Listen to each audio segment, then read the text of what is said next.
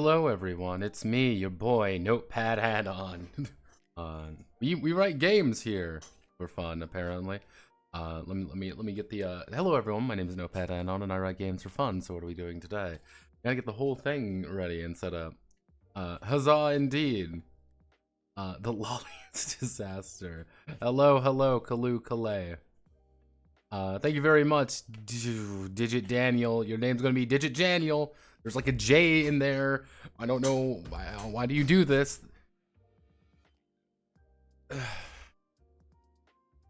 Horace, no, we can't say that. Yes, hello. I would really like to believe, hello, Imda. I would really like to believe today is going to be a fun and exciting stream for the whole family. It's not. This isn't going to be a fun stream. This is just going to be a maintenance day stream. Which is a very nice way of saying we're just going to be updating things and making sure things are where they have to be. This is just what happens sometimes. I need to do this. What I need to do is I need to do these more often. Because I get more influence to do things better if I actually, you know, they changed this, by the way. I don't like this. Where's my red? It's easier for me to do things when I'm streaming for some reason, because I'm talking to people and I'm doing things and I don't get distracted. So yeah, what do I mean by this? Well, if I go here, hello car, and I go to private, alright, we don't need any of that. We need to go to visibility unlisted. I believe I have... Oh Jesus, these goes all the way back to fucking...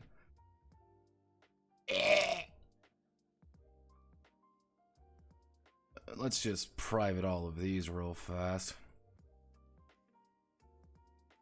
This was, this is some ancient memes, by the way. This is important. This is some ancient memes where me and my friends, played, and I uploaded all of them to my channel so we could all reference back to things.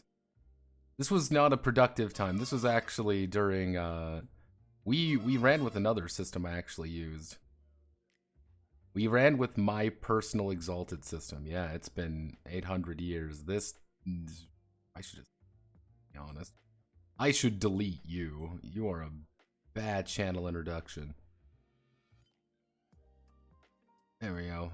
Do I actually even have any of those uploaded?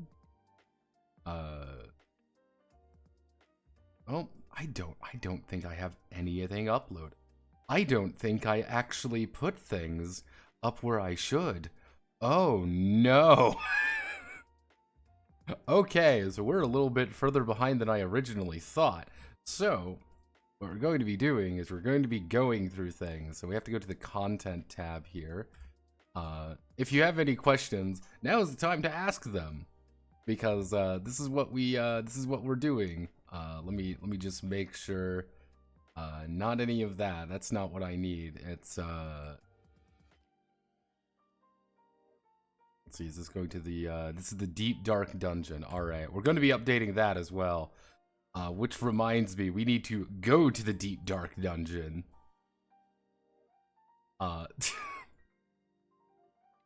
Let's see, where are we up to? We are up to Fortissimo. We're up to Fortissimo. Let's see, Fortissimo number 2. No, we are not. We have to upload all of Fortissimo's stuff. You know, we're really far behind. Let's see, let's just upload everything real fast. This is all we're going to be doing today, effectively. We're going to be fixing some things. We're going to be making things better and more perfect. It's the Hotel California stream. This is about a month ago. And because we're about a month behind, we're going to be doing that. Literally, this is what we need to do. We don't need to put that one in. because this one needs to go to the main channel, because that is actually a real video.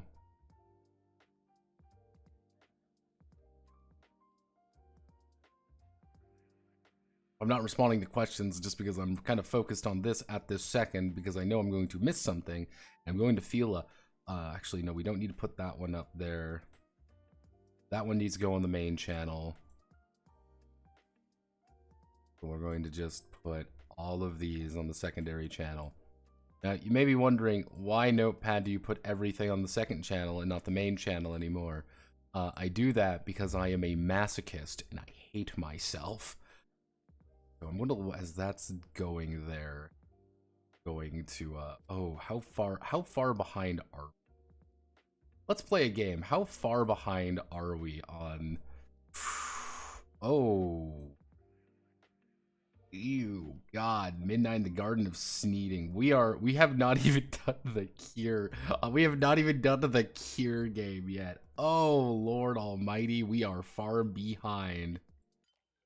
Uh-oh. Let's see, Jigga Daniels for English. Jigget Daniel for English, yeah. Yo, a Robot Yuri video game just came out in English, pretty good. Exalted 2E's grandiose disaster system. It's great. Hey, finally going to update the website. We're going to probably update. Glad I didn't waste my Prime subscription for this month. 0 views. May have because you find your second channel have performed dark sorcery. Being a Naziverse fan is just as bad as being a furry. There's a second channel. Yes, there is technically a second channel. Notepad's Deep Dark Dungeon. I don't expect legitimately anyone to subscribe to this. I expect no one to. I don't want people to. I need to update this website, actually. This is literally a depository for all of the streams. So in case you ever miss a stream, you can always find it here. What I should do is... I can fucking spell properly. Meandering. Meandering thoughts and such. Actually, no, this is Midnight in the Garden. Midnight Pretenders. Flagbearer work. Go here, we go private.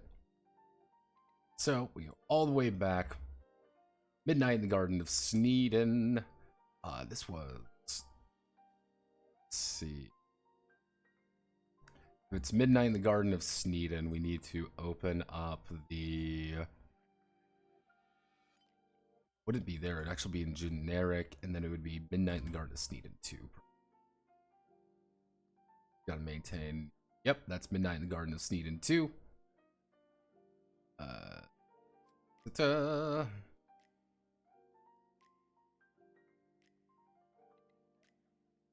And we need to put this up for a schedule for, we'll say it's the 4th, and tag it there to literally get no one to see the video.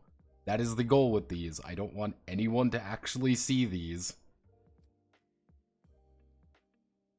So, clear Notepad drinks. We want to find, this is the cure. This is the Pretty Cure game, actually. Pretty Cure transformation sequence. Pretty Cure transformation sequence is too large. I have to shrink down the fucking thing, don't I? God damn it, me. Why am I the way that I am? Pretty Cure transformation sequence. We have that. We have to save as... to give you an idea of what's popping on the... What happens is... This file is over 2 megabytes. So, because it's over 2 megabytes, I have to save the file as Pretty Cure transformation phrase YT and save it as a JPEG. Ever want to know why all of these fucking YouTube videos look like dog shit when you try to find them on like the on Google searches? Because almost all of them are JPEG because there's a 2 megabyte limit. We don't actually have that, so we need to open the playlist. We need to do Pretty Cure transformation phrase. Mm. Mm.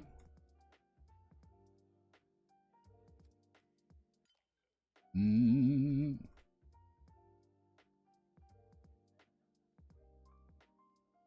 Mm. There we go. The most authentic children's RPG about magical girls designed for 30-year-old men who let's see, commission who enjoy elf games. That's always the funny thing there. We do that.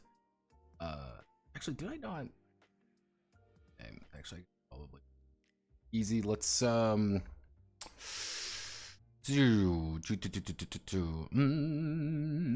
actually, let's open up the Pretty Cure game.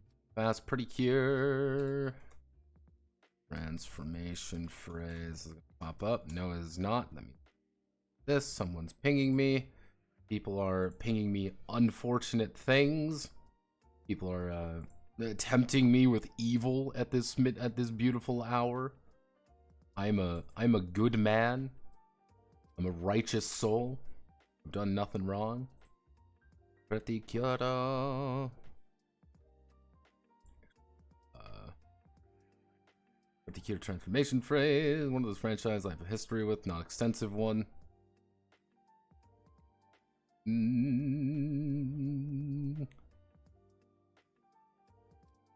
Actually, what do I actually put down for the website? It's on the website. That's an anime franchise. There we go. We put it here. We do this. We do schedule 3-4 here, and we hit do not publish for subscribers. Hit that button.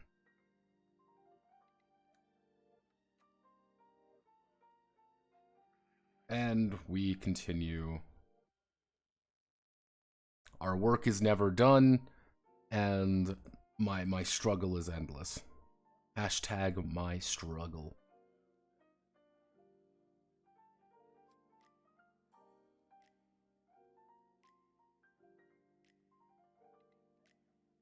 Ooh, the shiny tambourine is still dumb. Shiny tambourine is still dumb. I'm gonna die on that hill. I'm gonna die on that fucking hill. I'll fight you. I'm shy. If there's one hater in this world with a shiny tambourine, it's me. I'm the hater.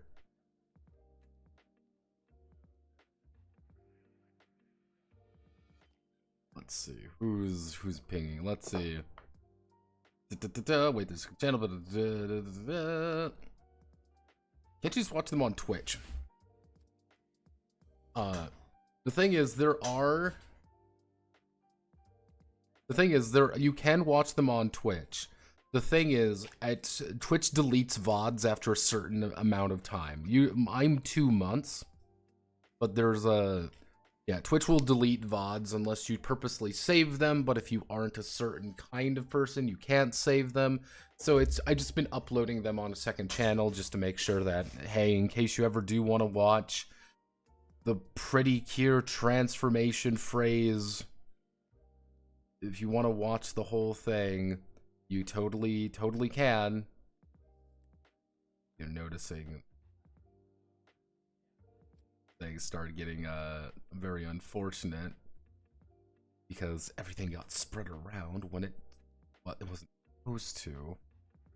And I should do this a lot earlier. This is the thing, I should do this a lot more consistently, but I don't do it and I forget about it, and then I say, oh, I'll do it next time, and then I don't do it next time, and then things get more mangled and there's a chance that we lose videos, which has happened before, by the way. We have actually lost a few streams over time just because I forget about it. Things get misplaced. I put in a video where I meant to put it, and then it just isn't there anymore. There's a couple oddities that occur every now and again.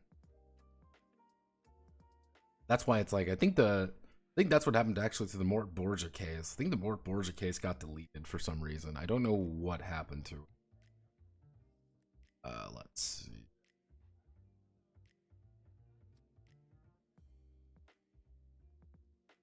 Do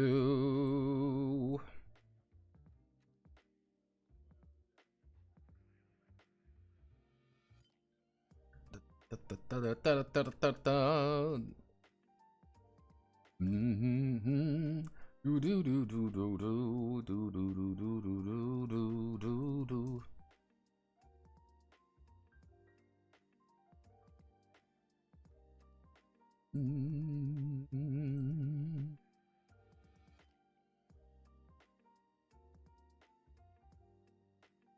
No.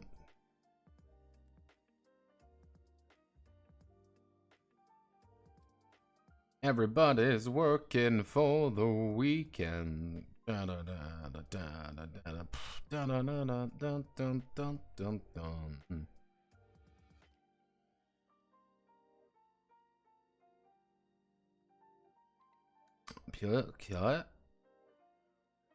I am amusingly enough. I do know Scribble has been actually watching the entirety of the Pretty Cure series because of everything. Because I introduced Scribble to that, and it has become his new obsession, and I am very happy with that. I find that very, very funny. We need to go to playlists, make your transformation phrase, videos, and then we need to do Tiny Marine 1 to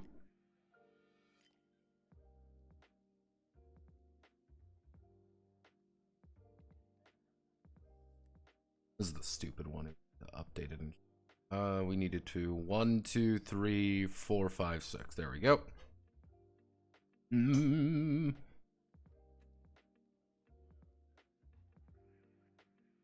Everything should be updated there. We get back to content board. So next would be Midnight in the Garden of Sneed. I'm grand belming.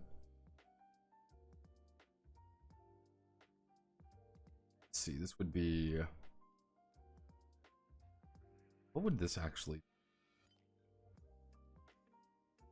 Let's actually take a look here. I'm curious.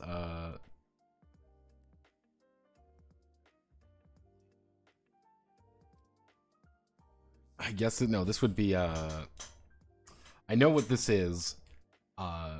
This would not actually be, we're gonna put it under other as of right now, and what we need to do is we need to go to generics, we need to find the Garden 2.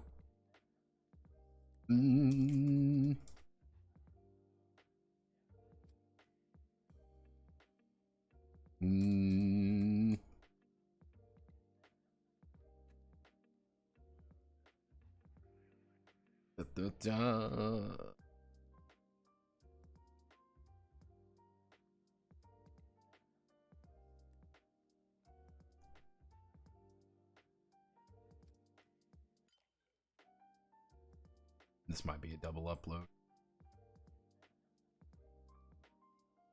This is 0 hour. What is the name busy?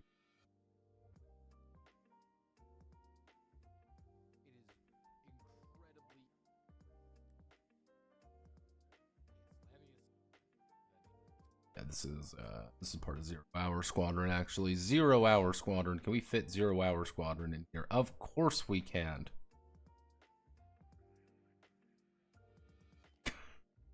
So we have to open up this again. Let's see. The tambourine is dumb though. My struggle.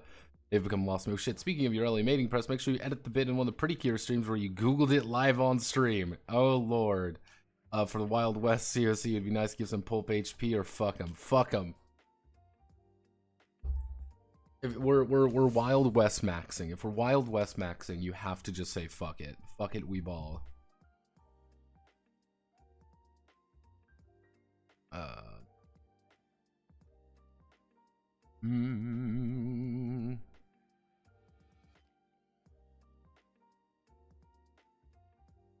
0 Hour Squadron.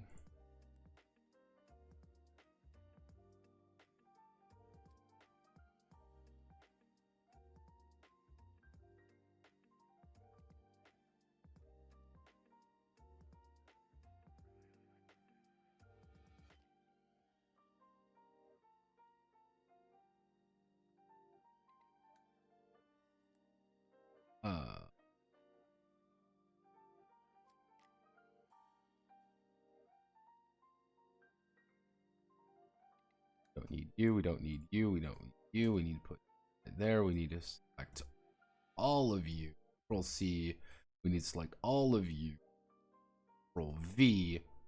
Put you there. Then we make a new playlist, which is 0 Hour Squadron. Yes, 0 Hour Squadron.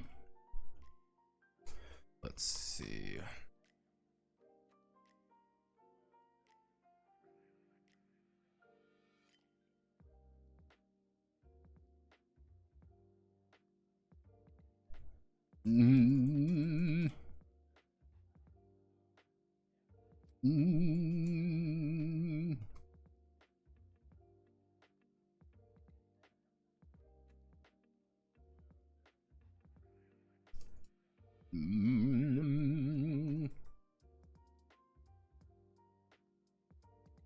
Hot, sweaty action. My dumpings, hot loads.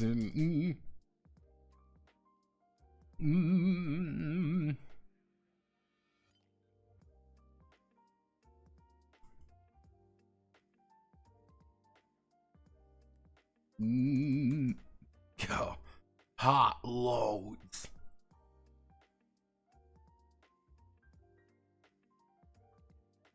That's broke, actually. That's not how it's supposed to look. We need to go here. We need to... This is why I don't touch things, because it breaks.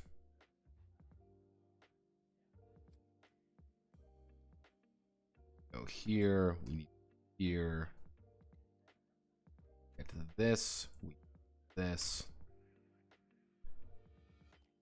Get to this.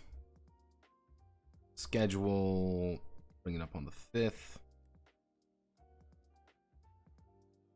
Do not publish.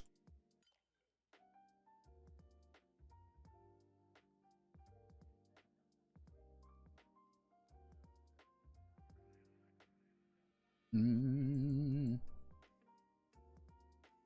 don't even know if this is the right order. That's the thing. I don't even know if this is the right order for anything. We're just gonna wing it, and if anyone gets confused, they'll inevitably tell me.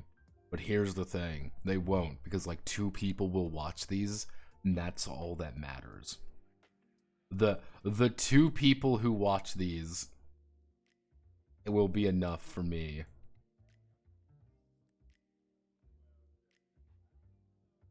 Let's keep. Everybody is working for the weekend. Ground control to Major Tom. What a cursed thing to see when you open up something Borg. What a wretched existence being a Mork Borg person.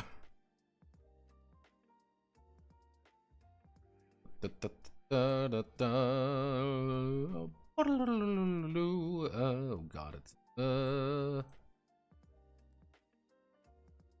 I know this isn't right. I should be doing these in order, but I'll just fix it later.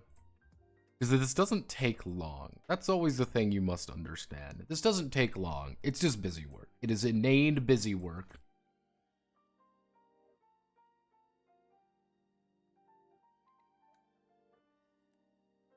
I just want to tell you, I'm really enjoying Project Sidewinder and Scholar Maleficarum. Great concepts. I'm going to experiment with Clanhead too. Oh, nice. See, Sidewinder is one of those games that I have such big fucking problems with, and I constantly feel like I need to go back and tweak shit.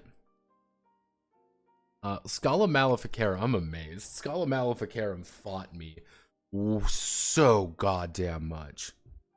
That was a game that wanted to fist fight me from day one.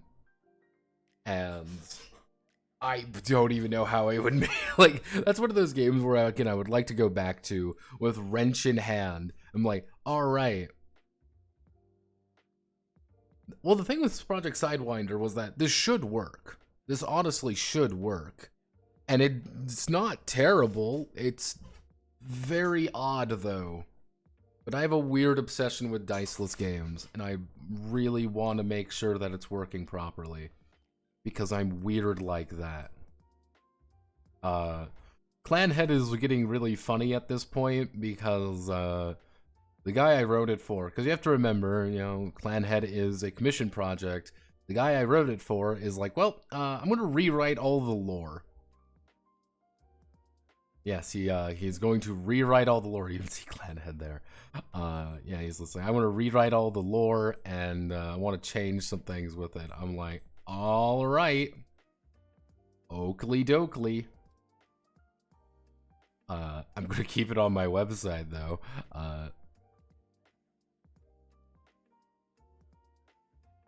Let's see.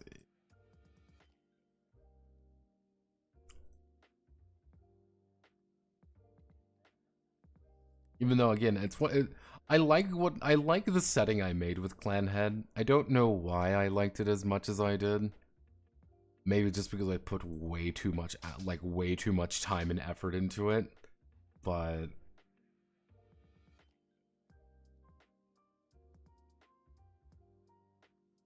come my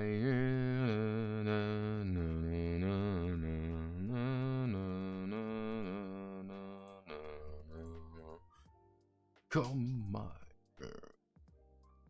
new playlist 0 Hour Squadron. Let's see, it can't be that fucking mangled. Let's see. Dun dun 1 2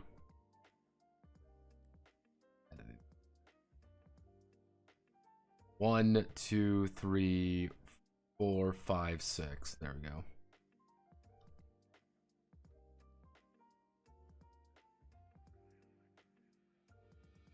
Enoch burning. Okay, so we've made good time here. We're making good time. We've just got 36 more to go.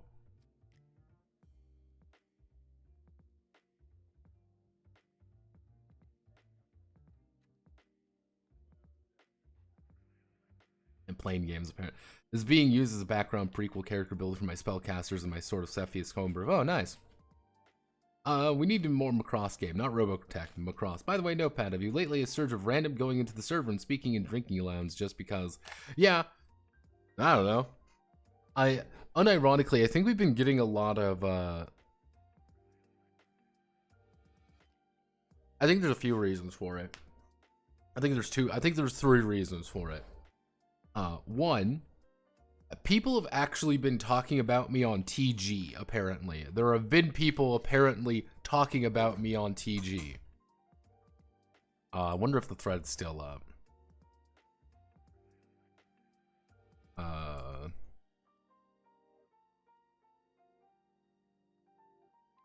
Wonder if I can find the one. Yeah, there we go. Yeah, right here. This is probably one of the people in this thread, one in this chat, unironically. But hello, shit car. It's one of those things that's like anytime I get mentioned on here, and I was in another thread not too long ago. Anytime things like that pop up, people show up. They might not show up for long, but they show up because they know the YouTube channel. Someone posts a video somewhere. It's one of those things where it just happens. There's no like specific reason for it that people just show up. And I have been raiding a lot of VTubers recently, where I wouldn't be surprised of some people are like, who's this guy raiding my Oshi? They click on the links. Oh, cool. I can usually sense when a video is being posted somewhere. I'm usually pretty good about that. I know damn well Break got posted somewhere. We're at 2.5K on this video. I have no idea why. I don't know why it got where it got posted or why it got posted, but it got posted somewhere. Because anytime I notice a big spike like this, it is usually because it got put somewhere it shouldn't, or without my knowledge. Red markets, it might have happened. So I'm still amazed people liked the Red Markets game as much as they did. Yeah, I'm still baffled by that. What was the other one that felt was kind of a weird super spike out of nowhere. Salvage Union definitely got posted somewhere it shouldn't have. And Manuscript Games was the other one. Manuscript Games was weird. No idea. Same thing happened to Fatal. We're almost up to 15,000 views on the Fatal video, by the way. 15,000 views. That's freaking nuts, by the way. It's completely bonkers. 15,000 views.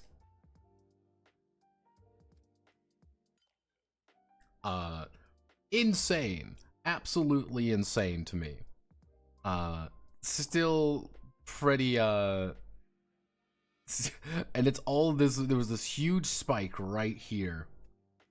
We haven't really been able to find, like, a really good reason for it, but that's just kind of the nature of the beast. Oh,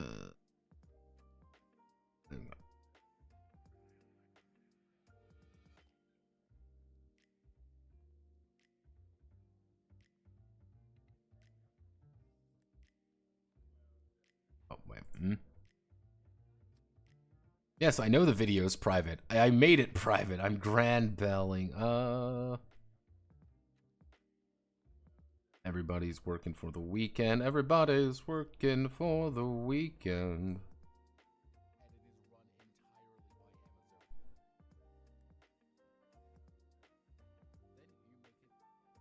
This is 0 Hour Squad. Is this 0 Hour Squadron? I'm definitely talking about 0 Hour.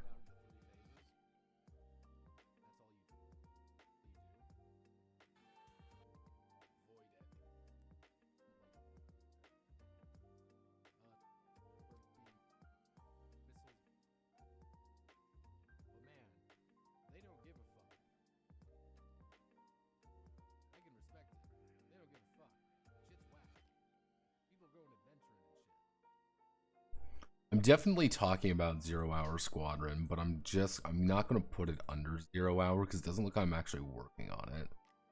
What am I doing here? Says man, wondering out loud.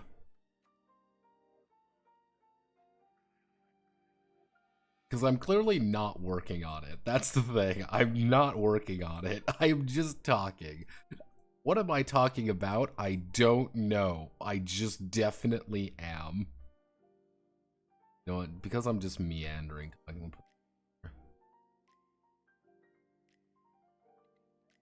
Let's see.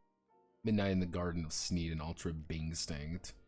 We're talking about Ultra Instinct here, so if we're going to talk about Ultra Instinct, I need to put Ultra Instinct YouTube, because I actually thought ahead on this one, and decided to put this on put this early, so I didn't forget about it.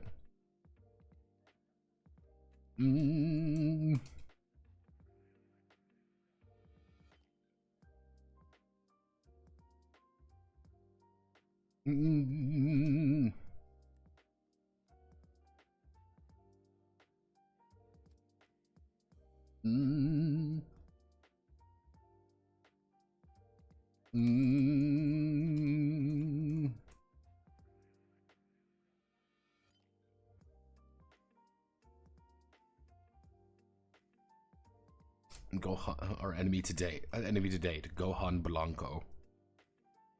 Anytime I'm allowed to cite Gohan Blanco in anything is a good day. Today was a good day. Let's see. Oh, I see you, you little shit. Agent of Beelzebub. Where are you, you little motherfucker?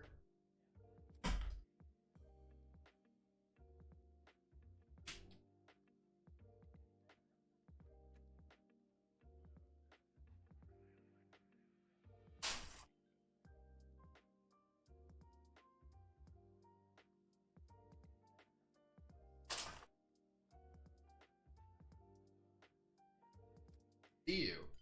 Know you're in there. Not hide. Stop trying to hide. Or not being cute and funny. Being annoying.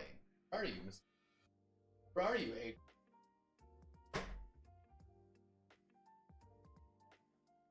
Come on, Agent of Being Club. Where are you?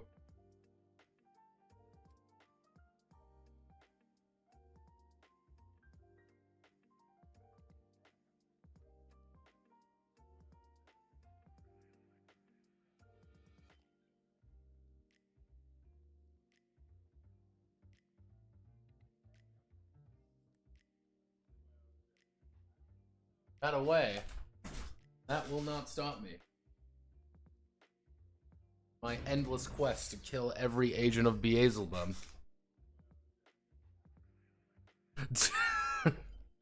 Soviet Union got hit with a negative.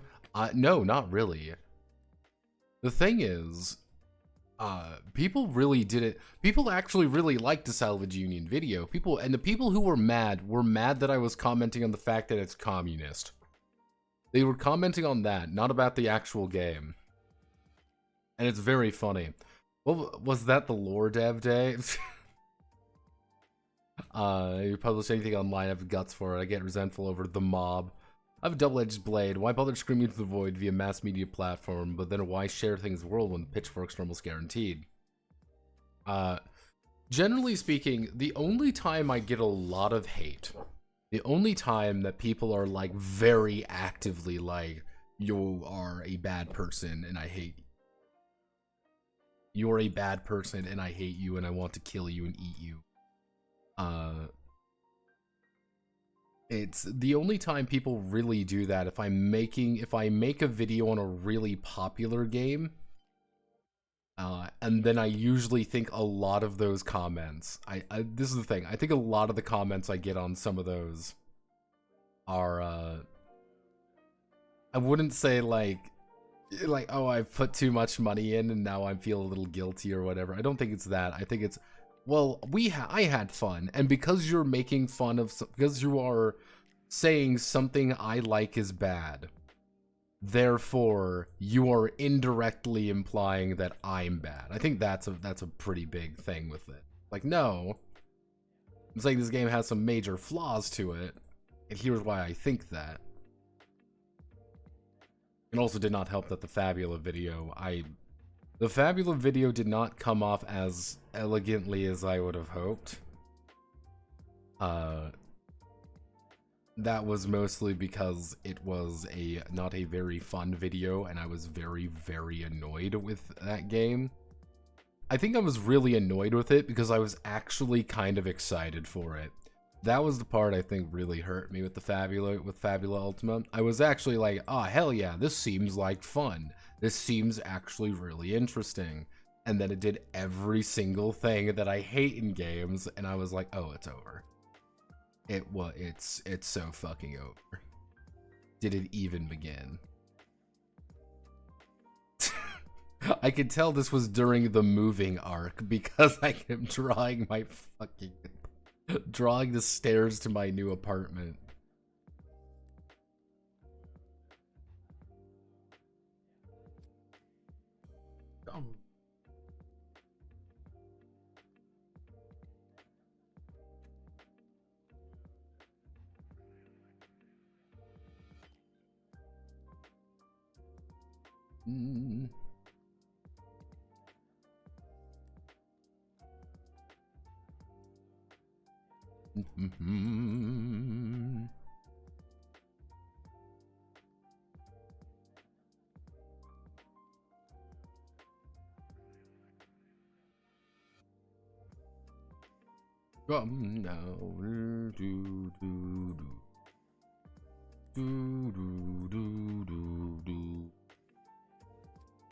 I have a fucking thing in my head from a musical called Anastasia.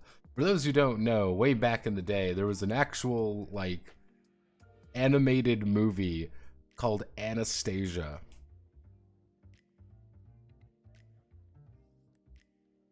And there was the entire thing, it was a movie of Anastasia. It came out in 1997.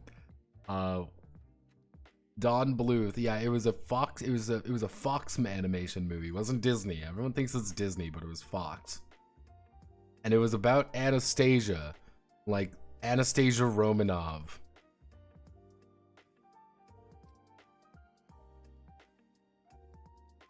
And it was really, really odd, because for some reason, every now and again this pops up. There's usually, like, if we do Anastasia, it was Anastasia movie Rasputin, because Rasputin's the main villain. Rasputin has a song, which is now one of those new songs that you hear over fucking, like, legally distinct shitty TikToks. And YouTube shorts, and it's this one, and it's very catchy. It's a goddamn earworm. It is a freaking earworm, and I'm like, god damn it, god fucking damn it. So now I'm just murmuring to myself about it every now and again.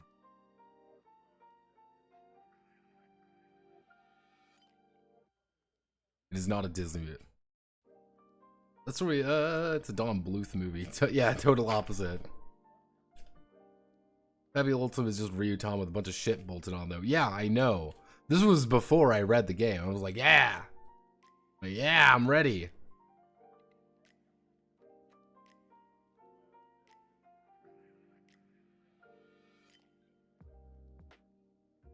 Shadow Dark.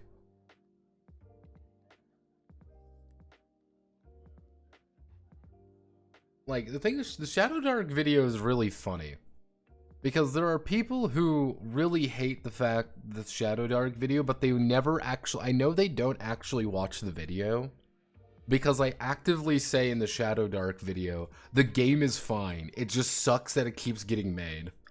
That's my big decisive factor when it comes to the Shadow Dark.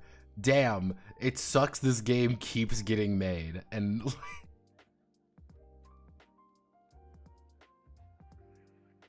would you have liked Fabula Ultima if you didn't have the hype before reading it? I don't think I would have, but I think the vitriol would be deadened.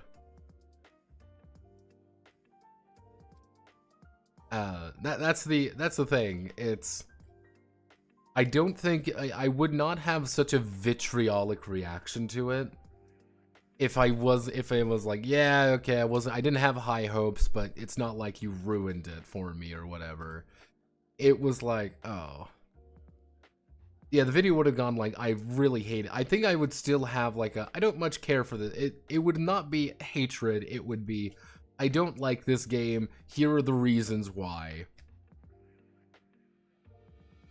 Oh, they're calling it D&D 2024. I still like 1 D&D. I think 1 D&D sounds good. I will call it everything. I will call it anything because it's funny. Actually, I gotta open up this one. I know for not Paint. No one needs Paint. I need Paint.net, my beloved.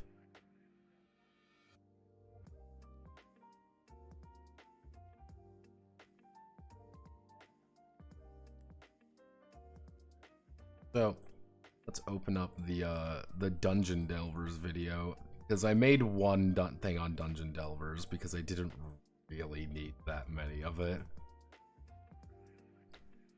I didn't really plan on doing that many of it at all, because Dungeon Delvers was like not that exciting to actually talk about.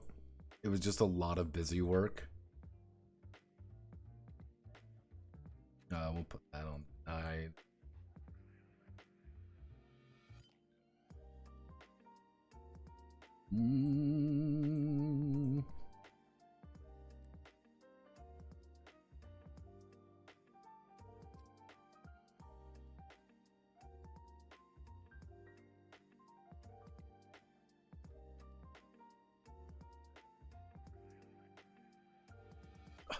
Gone wrong. Let's do that.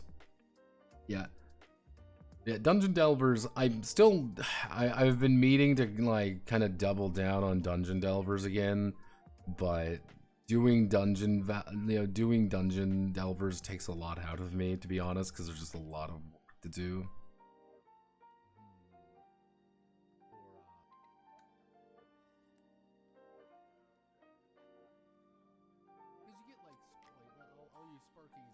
This was this was an ultra Bing Stink stream.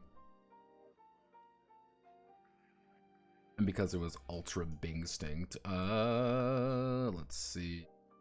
On 8.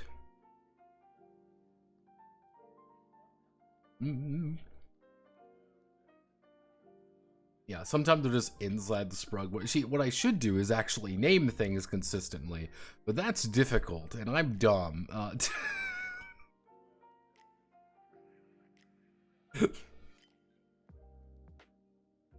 Why did I name it this?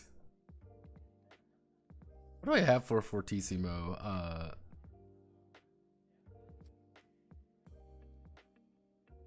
Actually, no, I know what I put down.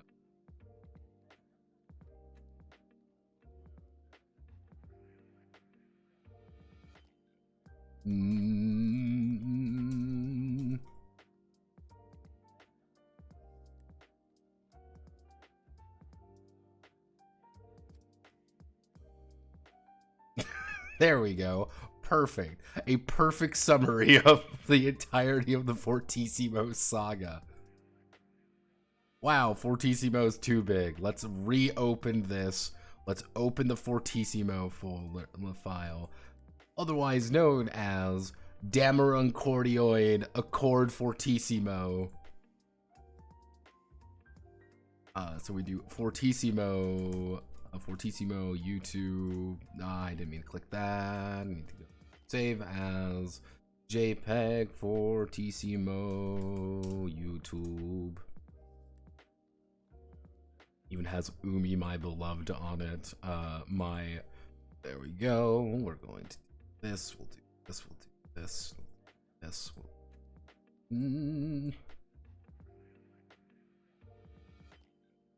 Technically, it would be Dameron Chordioid. The exact. What's the full fucking name? I'm gonna get like.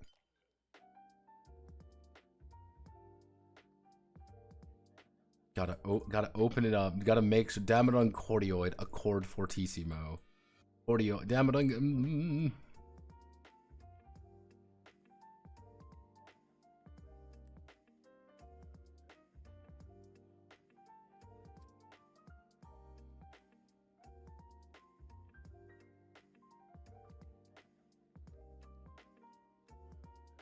Reiji, get down! Moment, she's got a gun. Oh, Dameron Chordioid. It's a very convoluted name.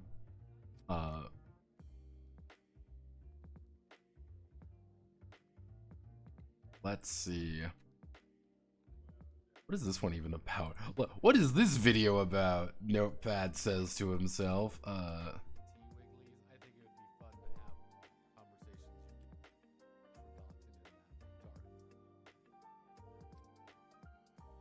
Okay, so yeah, no, this is still about Fortissimo. Fortissimo, the greatest visual novel of all time. And I will still continuously cite that Fortissimo is a pretty decent visual novel, I think. What's the details? Yeah, blocked in some countries. It's blocked in Japan. Yeah, no, that makes sense. That makes sense that we're blocked in Japan. Let's see. Lacrima never did reach out to me. It's over, Kings. We're never going to make it official. I'm sorry. Lacrima might be dead.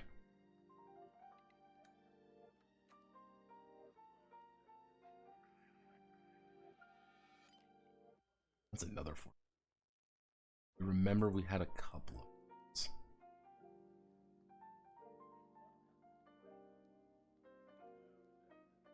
Something I'm just gonna have to make a note for myself. Making a note for myself. Who's pinging me?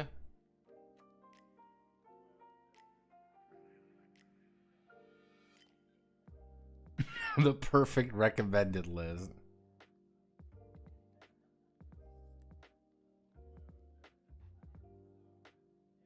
Or TC Tarded. Yes, exactly.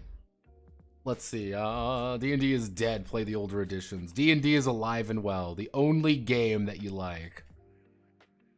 Different reason, but yeah, the other with Clanhead being quite complicated system. Yeah, Clanhead is actually kind of a complicated. It was a really high. The thing with Clanhead. Here's the thing. Here's the thing with Clanhead.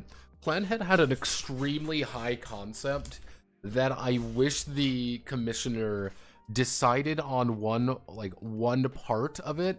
Because what the commissioner wanted, this is the thing, what the commissioner wanted at the end of the day, when it came to Clanhead, this is a very important thing. He's like, I want Mountain Blade. Alright. I want Crusader Kings. Okay. And it's like, and then I want this came after, I want guns. Alright. And I want it to be, it was like Britannic. And now mind you, I had written a bunch of shit up here already. Because I'm like, I don't want to just make Caldaria, because Caldaria is a very specific setting. I don't want to just make Mountain Blade. I want to make my own thing. Yeah, he kind of wanted Harnworld. But Hardenworld doesn't even delve into some of those things, because he was, well, I want it easier, well, I want it like this, well, I want it like that. And I took a lot of notes from a couple different games, because he wanted it, the weird thing is, he wanted Crusader Kings and Mountain Blade together.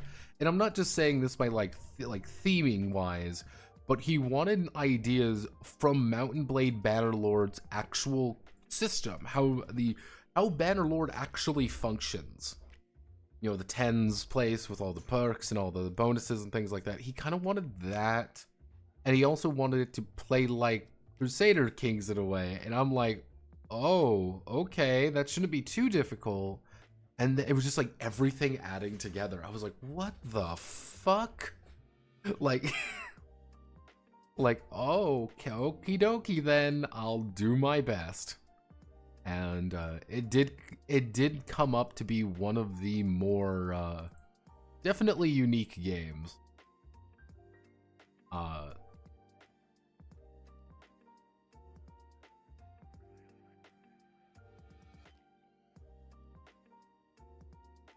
It was definitely one of the more unique games that I have done, and I'm not ashamed of saying that either.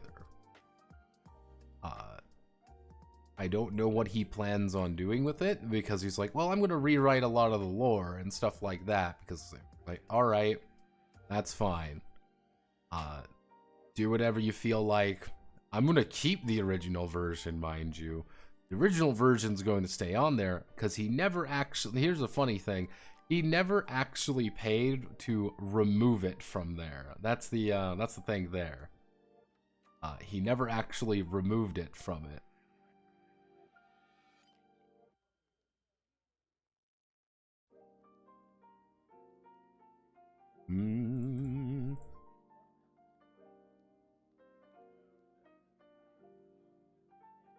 So it's gonna stay on the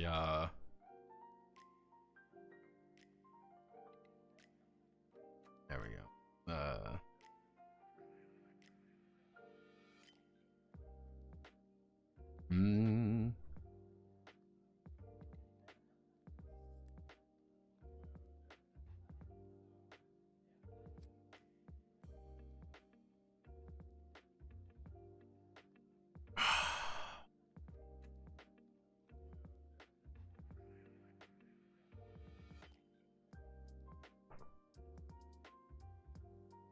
You might just have to pay, no?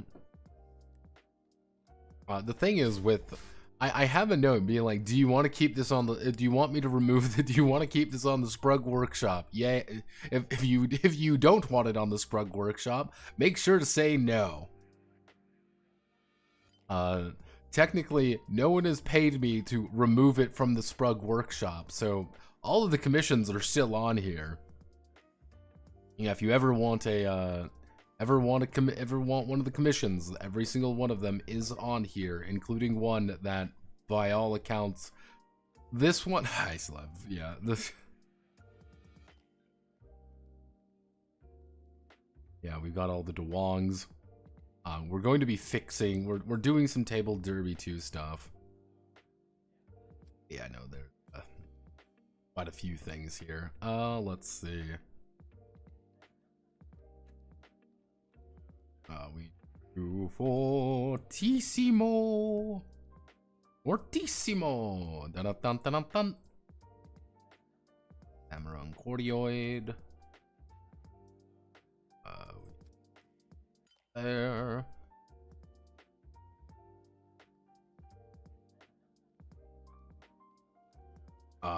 Okay. Let's do a quick check on you. What's blocked on this? What makes it blocked?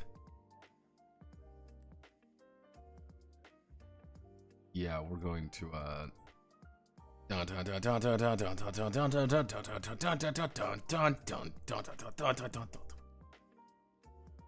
we're gonna, there we go. We're gonna trim this video down a little bit. We're gonna see if we can't get that fixed up a little bit. Metal saviors, working on the cruciform mines. Hotel California stream.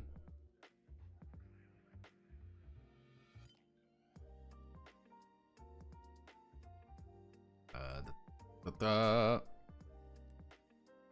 this is when I am talking about the trip. You can tell, like, there's definitely phases to me talking about the trip that I had a really bad experience on, and realize that I really shouldn't deal with people that much.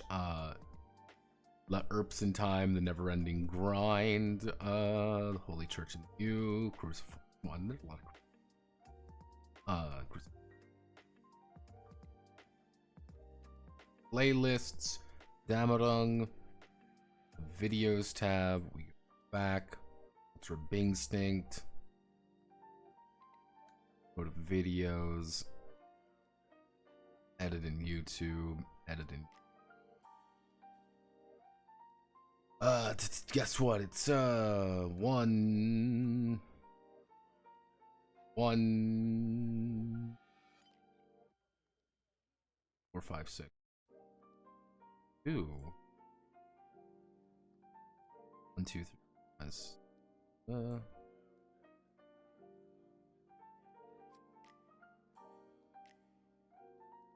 Okay, this is where things started getting this is where things started getting interesting, where I start wondering where the hell is. Okay, here's corduroy number 2. It's still processing, that's why. Okay, Fortissimo YouTube. Technically we have to put it on 10 for now. It's still it's not done yet, but it is here. I'm gonna save it for when it is done. Okay, so there we go. We've got a pretty good one. We still got a few ones. We haven't updated everything. Actually, we can probably do the Hotel California stream. Did I do a special opening for this?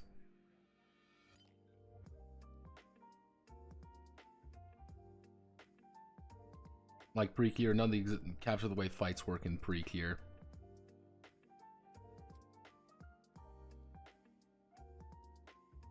My Mr. Candy moment of going from Curiosity to Tenway to Arquebus. Freakier one. Yeah, no, it's that was one thing I've actually like had a consistent. Most of them have had a pretty consistent issue when it comes to that, which is a lot of games want to be Maguka, and Maguka is not always the right option when it comes to games. Where's my Hotel California? There we go. Notepad add-ons, Endless Hotel California. We're gonna put that at 11. You wanna?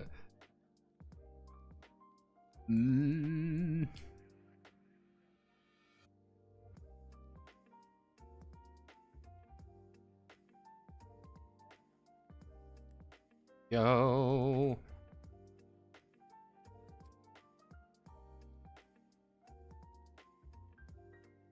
Oh yeah, Notepad Head-On's Endless Hotel California.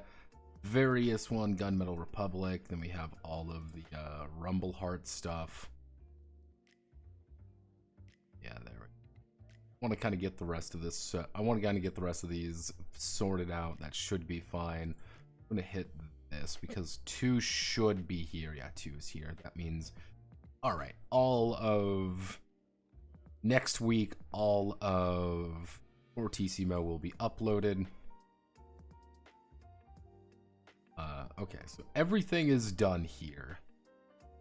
There's a couple things that still need to be uploaded, obviously. There's a few, but not nearly as bad as it was previously. It's now just a bunch of, it's Rumble Hearts and Metal Saviors that need updated. That's not too bad, honestly. That's pretty manageable, all things. But what we get to do now is we get to go to account settings, we go to connections, I disconnect that, I reconnect me and the real channel. Yes, I connect my real channel. Now I go here and go to video producer. Then I scroll all the way down here. Not the Hotel California stream. We already did soups. Never Ending Grind, we already did that. Divinity of the Grind, so we're going to upload Divinity of the Grind into Apocalypse. So, yeah, there we do those 2. If I hit this correctly, what'll happen is I'm gonna go to Visibility, then Private. Should pop up here in a bit. It'll pop up here in a bit, hopefully. That's the goal there. Yep. Oh yeah, no, that should be the Alright, so let me do, if we go to workshop.card.co.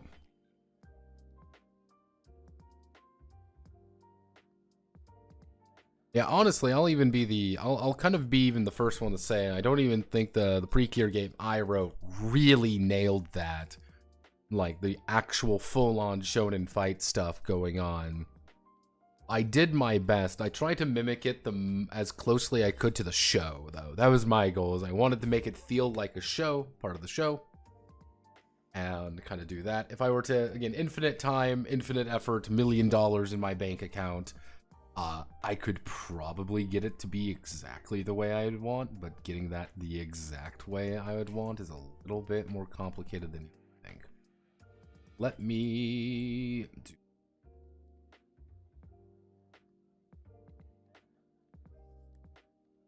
Just gotta sign on to a bunch of things because that's how I operate. Remember, kids, always remember your 2-factor authentication. Even when it's annoying, everyone, it's still good for you. And have to wait. Yep, I won't send the code because card is one of those things where it wants you to hit send the code button, and it's and because you have to hit send the code button. Editing site. We don't really need to edit the other site. Here we go. This is the it does not appreciate this site anymore because there's a lot of information here. But what we get to do is we have things updated to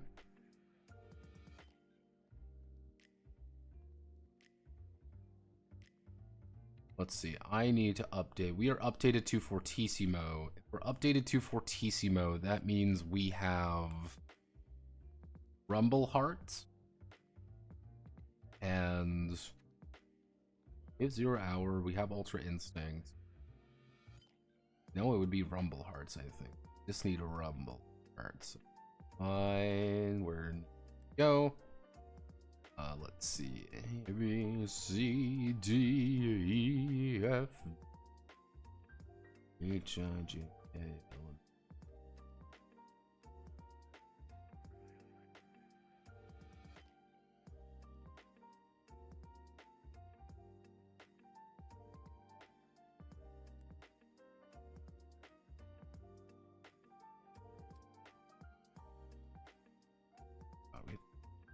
No, we duplicate you.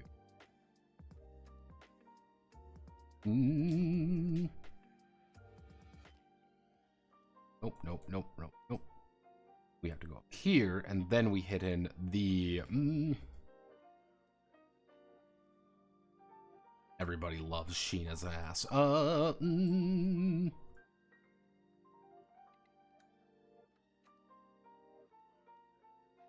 Poderesu, poderesu, poderesu, poderesu, poderesu,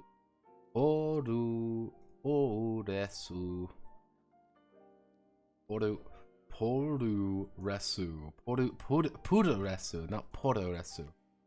The only authentic.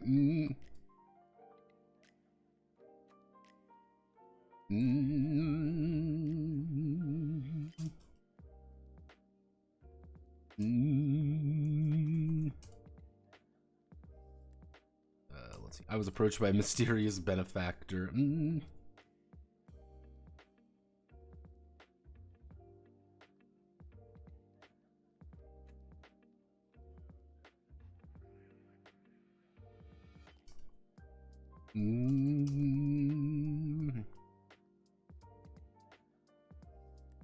Of Joshi Puto Resu. Joshi Puto Resu.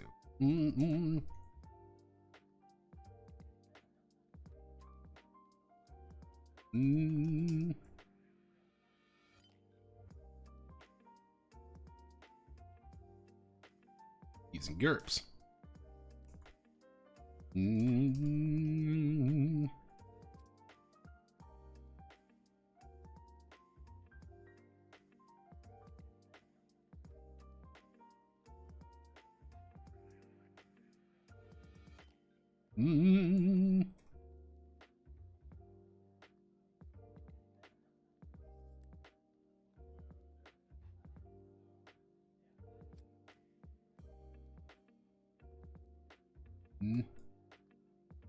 Using letters. About Japanese women's professional wrestling.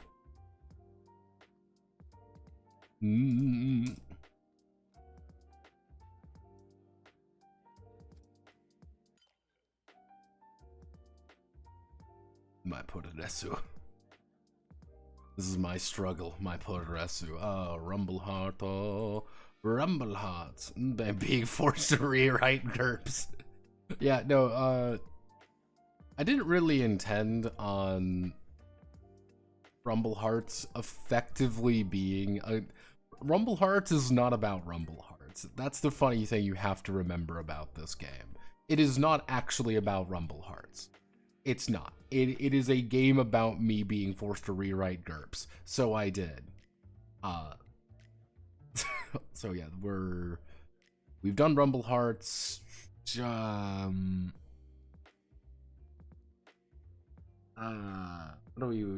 What else did we do? What else isn't? What's not on the site? If we're updated to, we'll use letter again, or is it a one and done? Hey, I'll have you I'll have you know. Here's the thing. This is the important thing.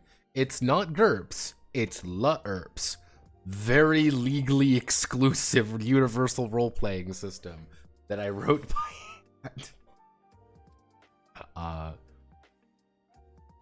will he use LURPS again? I don't know, maybe.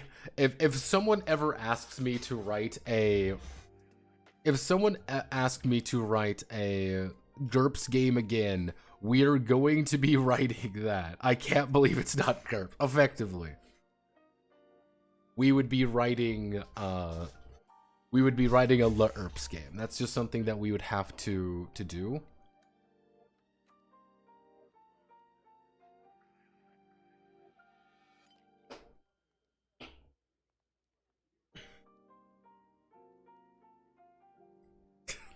Let's see. So what else am I missing?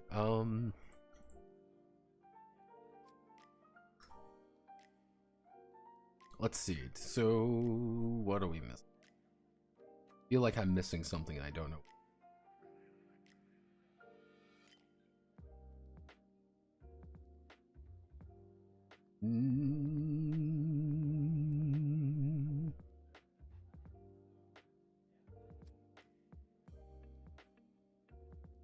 Nope, Void Haunters, there's Guild for that, Table Talk. No? Oh, was that really the last game we really finished? Guess so. That does remind me, I know what I am going to do. Scroll all the way up here. God, there's some oldies in here at this point. I need to find, let's see.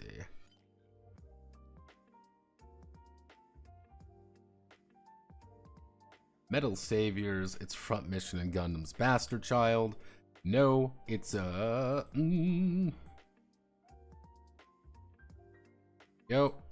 Metal Saviors version 3, that new version.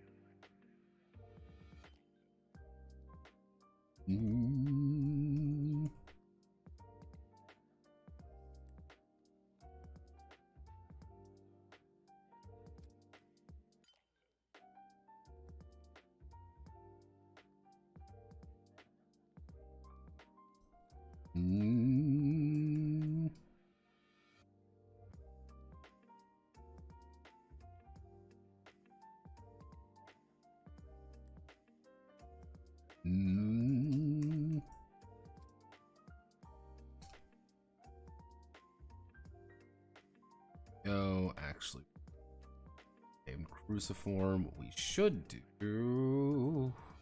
Oh. Take this container, and then we're going to have to move up very slowly. Of Chaos, Deep Blue Girls, Crisis Center. It would go right here. There we go. Arguably, it's one of the first games on the list at this point, and I'm okay with that.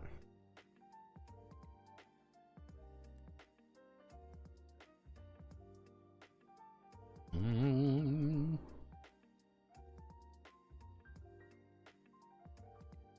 gonna save.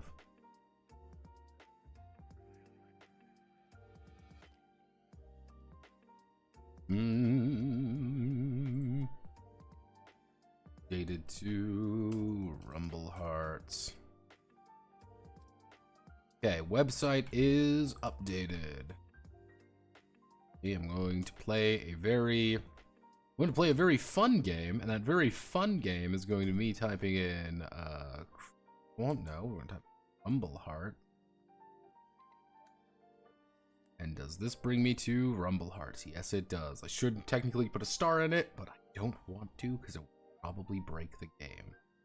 It will probably break the website. So let's do a quick double check here to make sure these are all going to the right place. It is. Gucci, Gucci, Gucci, Goo. All the way back up here. Let's see. I want to just make sure that we're going to all the right places. We're correct. We're correct. Correct. Cool. Hello.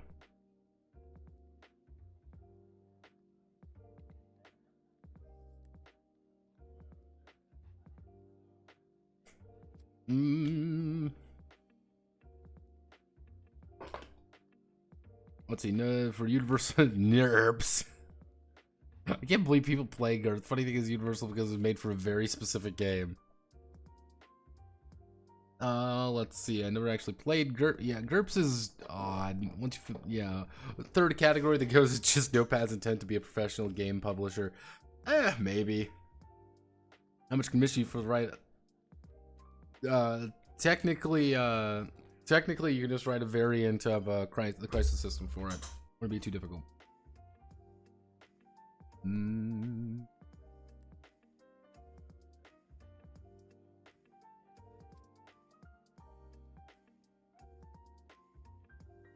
Here. There we go. Yeah, we are set up here. Okay, good. What else do we need to do? What else do we need to do today? That's the most obnoxious fan base. GURPS. The thing with GURPS's fan base, you have to remember, is GURPS's people are people who love GURPS and will fight tooth and nail for GURPS. Because they are convinced that GURPS is the underappreciated child of light.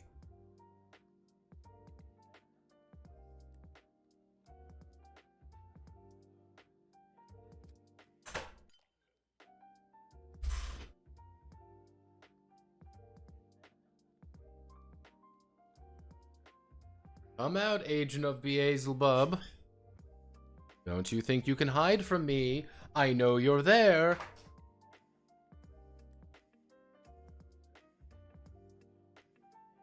You fear the righteous, you fear the righteous weapon.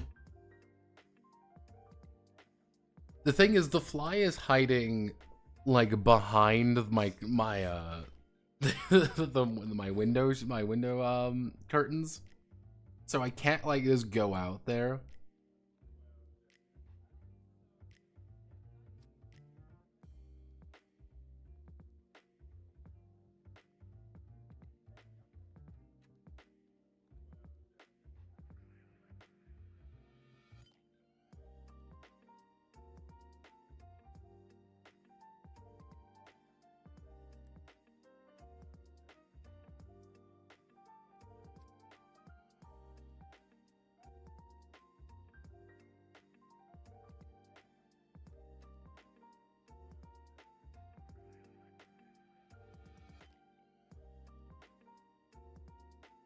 Oh geez. But actually, there's rules specifically in books. Yeah, exactly. Are often absolutely love rules and finds far less. Like the thing is, there are people who like it because they are people who have mastered it.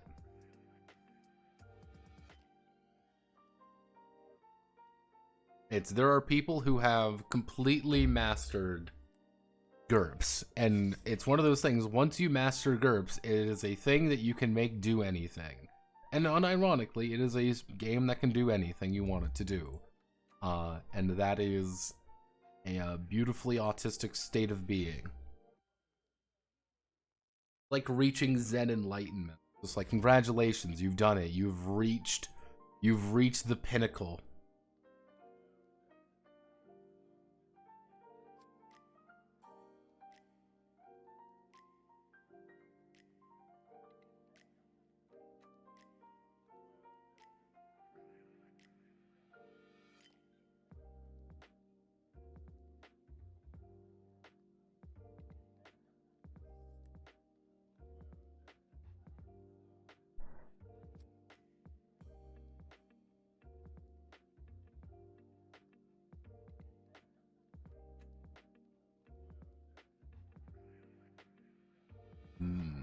Let's see, what are we doing? What are we doing?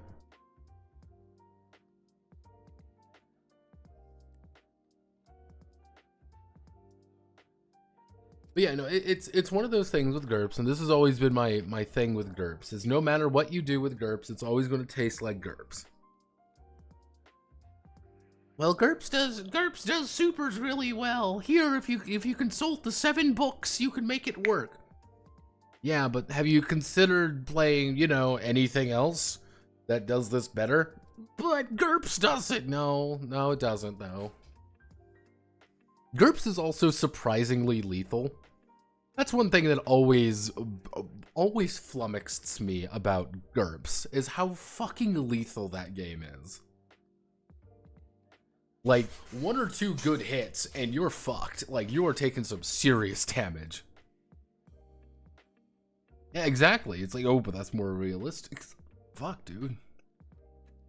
That was one thing with Rumble Hearts that was actually really really interesting, actually. With Rumble Hearts, is just like, I was trying to keep things accurate as possible to LERPs, and I was just realizing, like, holy fuck, these people are like fragile. Yeah, exactly. Realistic about a game about superheroes, I know. Well, the thing is, like, GURPS characters don't even take that long to make. They really don't. They take a long time to make if you want to do something specific. You want to make like a speedster, that's like 7,000 hours. Like that, because you have to consult about a dozen different things. Being like, well, since I've done this, it combines with this, combines with this. Like, it takes like 5 minutes to make a character, and honestly, if you were making John Swordman or whatever. Yeah, the analysis paralysis kind of kicks in real bad, and then you're like, oh, do I, like, what do I spend here? And like, I should spend all my disadvantages, and I have to spend my disadvantages. If I don't spend my disadvantages, I'm not gonna be worth it. But then you're like, oh no, I have spent too many disadvantages. Oh no. Yeah, you can make it work in GURPS, while another system will be made for it. Yeah, exactly. You're understanding it perfectly. Also, say hello to Kabuki Manly. But yeah, that's kind of the thing with GURPS, is like, you can make things work in GURPS. And that's always been immediately shot in the head. Immediately shot. Glock out, cocks out. Truly. Let's see, is there anything fun and exciting we can do? Anything fun and exciting we can do right now, right this second? Do we have anything on the magic phone? Let's see. Has anyone left any comments or anything like that?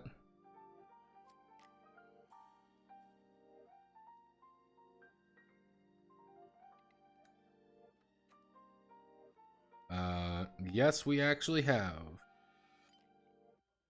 Hello. Yes, we do have a small comment. So you want to know what that means? That means we go into it. Yu Hakusho. Finally, where's Yu Hakusho? Oh, yeah. I'm keep someone's poking this game. When someone pokes this game, I have to look into it to make sure it's fine.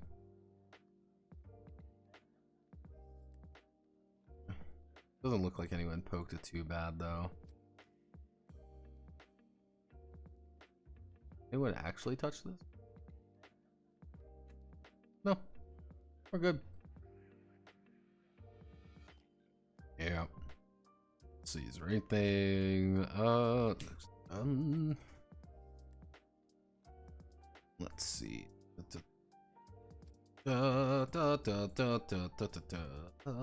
do.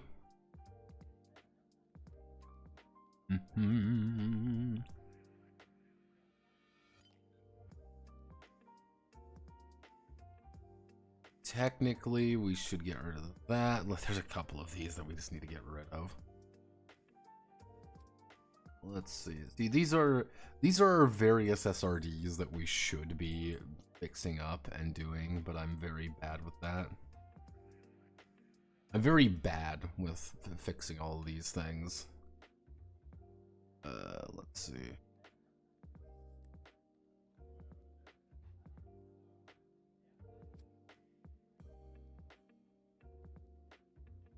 You should look at Kickstarter and wish for a sweet embrace of STL waifus. Well, that reminds me, my psychic powers kicked in, by the way. My vast psychic powers. Welcome to our new favorite game, everybody. Are you ready for our new favorite game? DC-20.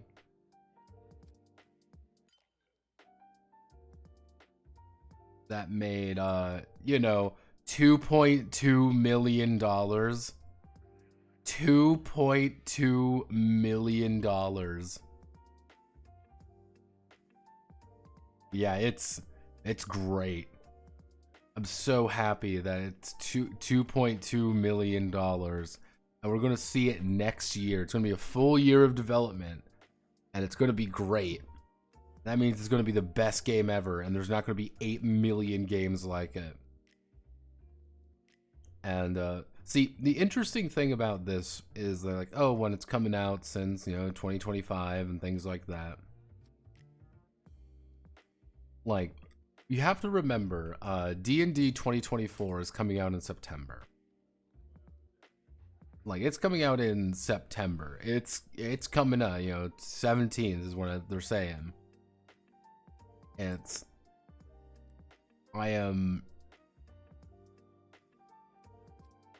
I'm kind of curious because that's 2 months away. Yes, we have 2 months until fucking crisis phase, everyone. It's 2 months. That's all it is. 2 little months. That's very fascinating. Good Kabaraching. Guy's such a fucking tool. But is it possible for you checking it? Yeah, honestly. I did plan what I wanted to do. Like, here's the thing, like, what I would want to do is I wanted to go over every single one of the OGL babies at once, out of pure fascination. I wanted to go over every single one, and I wanted to see what the result was going to be, and I was going to make the exact same character in all of them, and see how John Fighterman was going to be made. I was very curious of how John Fighterman was going to be. And one D&D or D&D 2024 or whatever the fuck you want to call it, this one's looking really weird. I can't put my finger on it, but they're like going for like weird nostalgia. They're doing some like nostalgia baiting on some things. They're trying to be like, oh, well, we're all this. I am curious to see how it goes. It's definitely going to be the game of all time.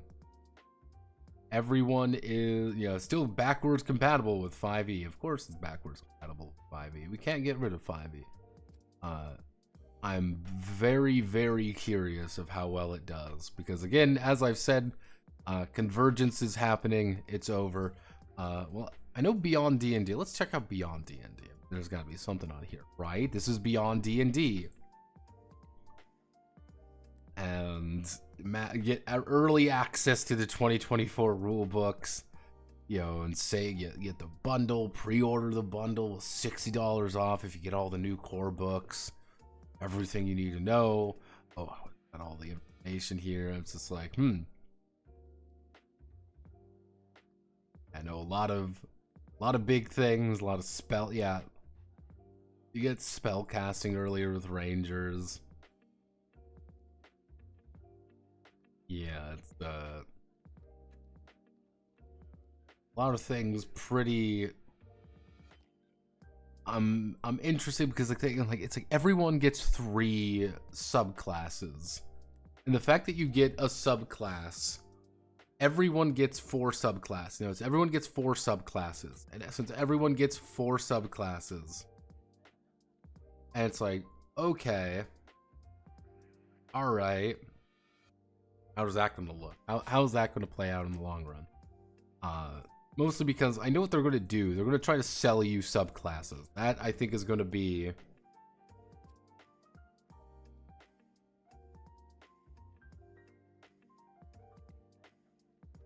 You got to do Daggerheart, though. My brain rot don't even know the new edition is coming out. Well, they haven't... Like, the weird thing is, it's not like it's D&D 6e or it's D&D 5.5 or something. They've been just calling it, oh, Dungeons and Dragons is getting a new version. It's been a weird, like, it's been a weird wording issue for it. That's been my thing. It's been a weird wording issue. and they want you to buy all the new books. It's not like I've bought D&D 5e. You're gonna update all my books for free, effectively. No, it's you're gonna pay $60 for all the new content and all the new books, which is the old content that you already technically have, because it looks like a lot of this stuff is like it looks like it's a lot of changing things and making things easier in some.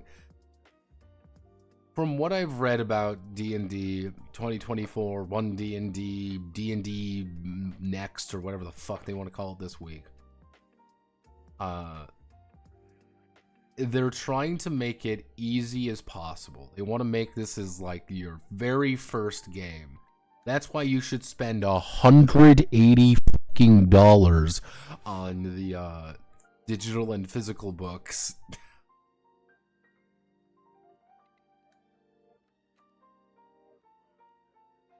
But you do get the physical books. I mean, that is something. You get the physical books, and you get everything there. And as you kind of see, a lot of this is, September, November. I don't think we'll really get a good understanding of how the game plays until about November or December. Because December is when DMG is coming out. DMG is the thing that really makes shit happen. Let's not kid ourselves here. But a lot of, like, oh, well, I want this. Oh, well, we're getting a lot of little things. And I think they're going to try to make 1D&D probably one of the friendliest games out there. That's my guess. I think they're going to try to make this as friendly as possible. And friendly is a really weird word to use. I don't know why I cannot scroll with my fun fact, I cannot actually scroll with my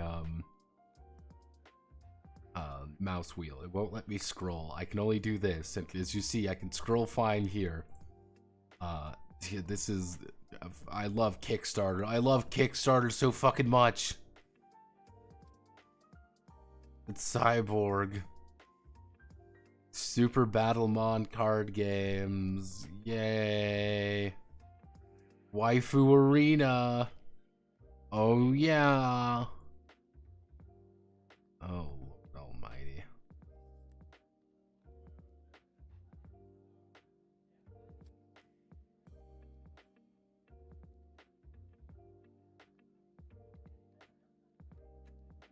Presidents? Presidents, alright.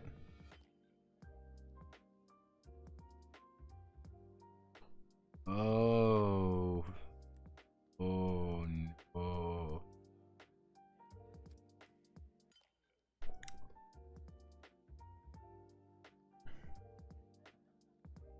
Let's see, is there any other news that really came out today?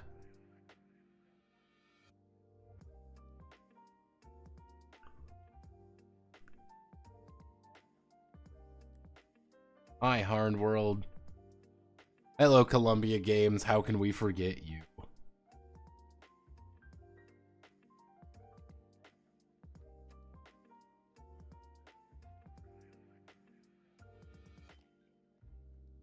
Oh. Oh, Trumpopoly. Yeah, get ready for a bunch of political themed things. Get ready for it. It happens every single year, and every single time this happens, they will, the election season crops up. You'll see a lot of these kind of games. Progcore? Progcore. What the fuck is Progcore? Oh me oh my oh me oh my oh me oh my.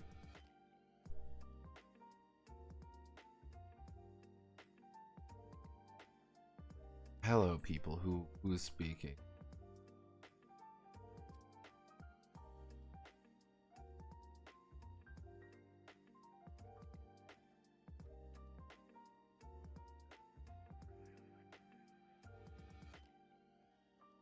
Y'all mind if I scream? Go for it. We all scream here.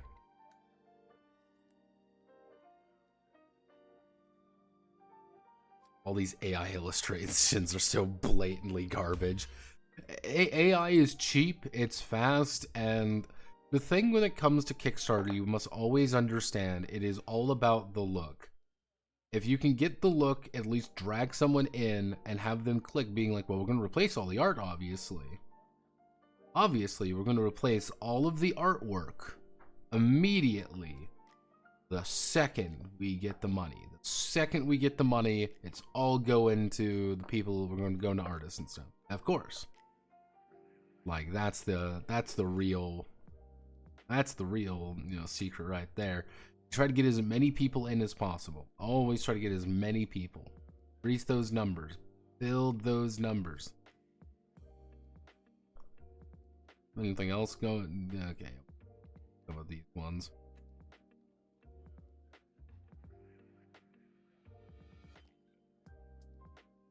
What's Progcore? Multimedia fantasy RPG experience. System agnostic. Progcore. What's Progcore? Progressive metalcore?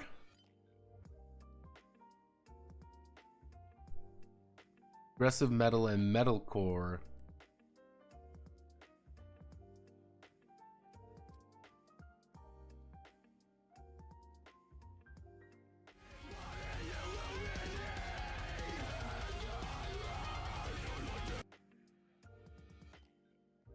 Oh, I got my mouse back.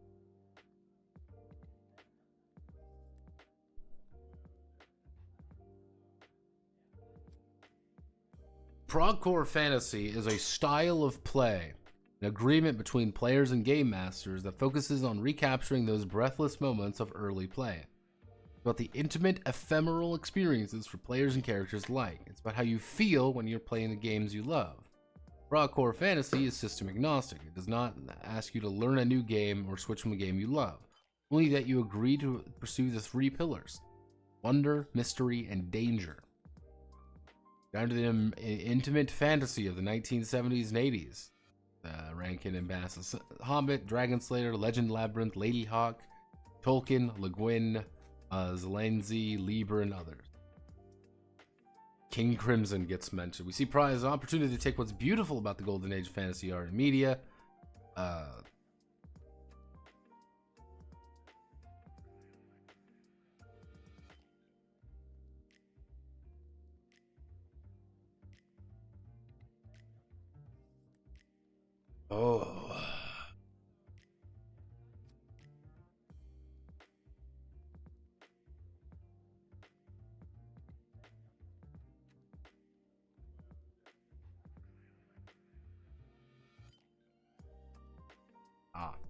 Say no more.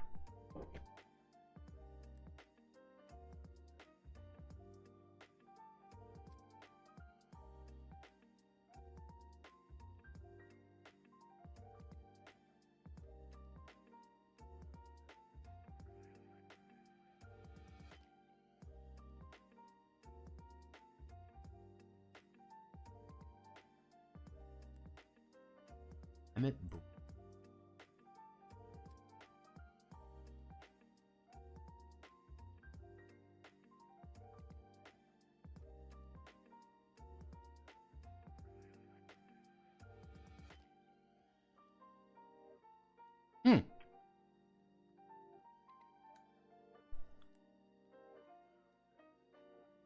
Interesting note. One of the guys at Cubicle 7 has broken off. I'm incredibly excited to release show that I have left my position at Cubicle 7. I won't get into why I resigned. I will just say that no job is worth your mental health. For now, I'm just excited to get doing my own TRPG studio in Old Oak Games. Give us a follow. Wonderful games for people. Old Oak Games. What do we got? A family Irish-owned tabletop role-playing game studio. He wrote Age of Sigmar Soulbound and The Broken Weave. Okay.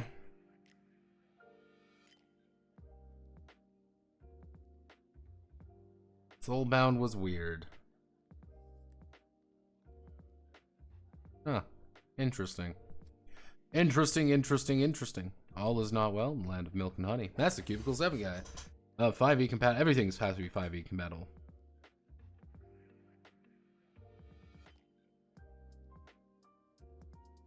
Imagine the LA modern. Nothing good comes from there. That's Cubicle 7 guy. Just corrupts everything. Touches.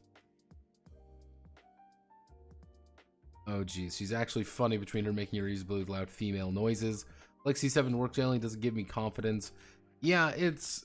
I've been hearing things at a Cubicle 7 that's been a little weird. Yeah, I've been hearing some things, mostly people being, Cubicle 7 getting a little bit too big recently. That's one thing I've been hearing, is that they got really big. And because they got really big, they've been making a lot of money. Because they make a lot of money, it's suddenly there's... And it's a lot of not their money, if that makes sense. Because you gotta remember, if we really look at this, what do they own? What is their thing? None of this. Warhammer, Warhammer, Warhammer, Warhammer. 5e BBC. They have Broken Weave, but that's still 5e. Like, that's kind of the thing there. It's like, they don't really have much. And it's like, the guy who made these two things just left. What did they do in C7D20? Yeah, I know eons ago, C7D20 was coming out, and it's like, oh, it's C7D20. Hey everyone, it's C7D20. This is going to be our big... Victoriana is going to be using our big new D20 game system, and that never happened. Yeah, like, that never really happened. And let's see, did Cubicle 7 make anything? The Laundry, Broken Weave, 5e, 5e, 5e. Yeah, I'm not seeing anything that's like... Because their C7D20 was supposed to be their OGL baby. That didn't go... Their OGL baby did not go anywhere.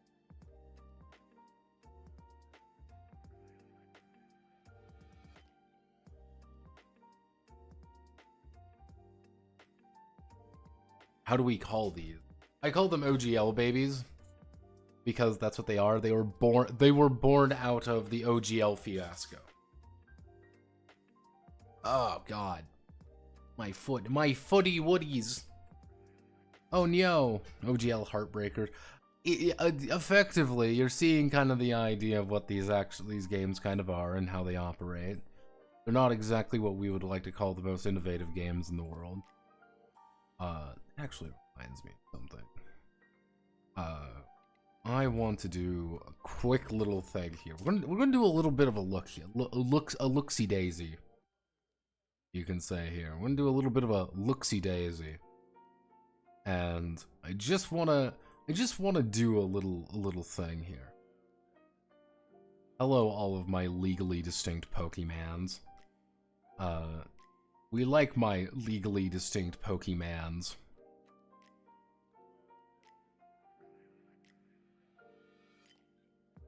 Like,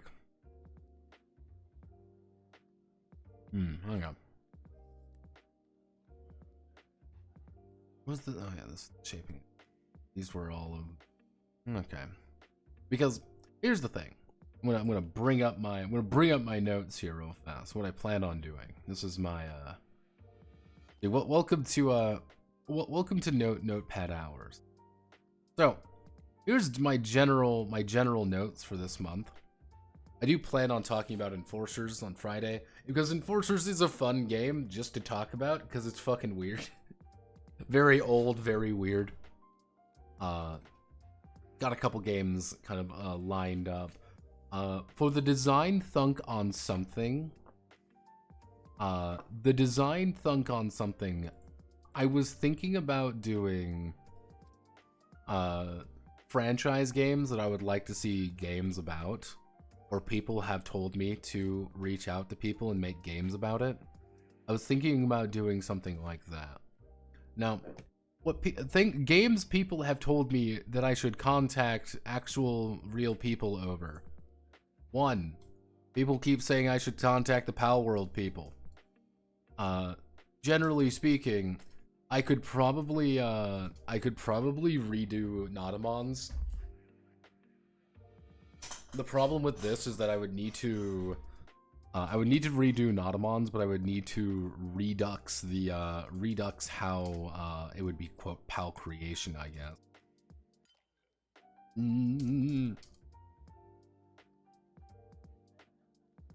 Yeah, that's something that I would need to think about, is how does PAL creation work and things like that.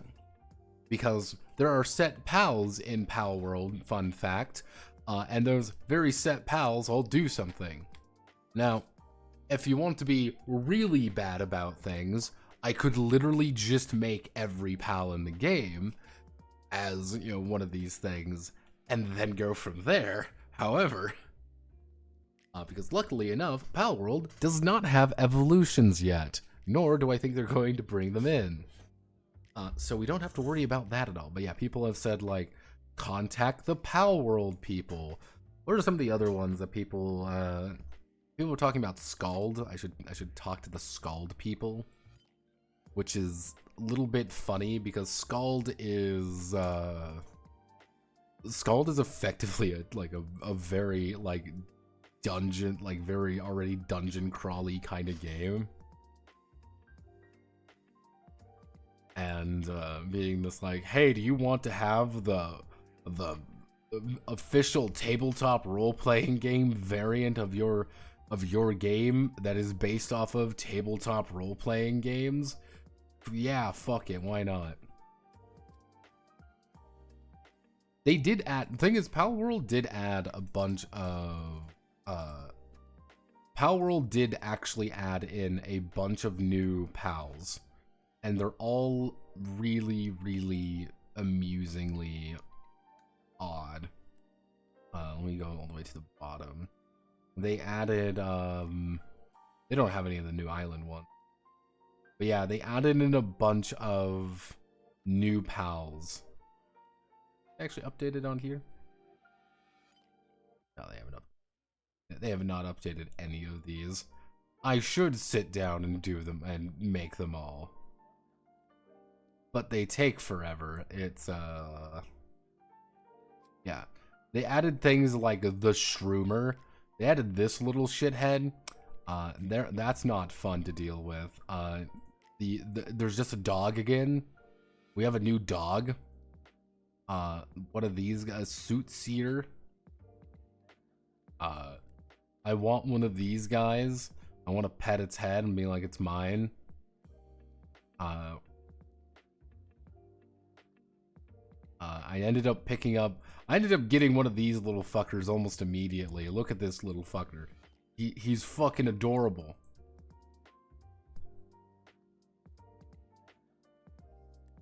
Tarn Adams for the official dwarf the official dwarf fortress.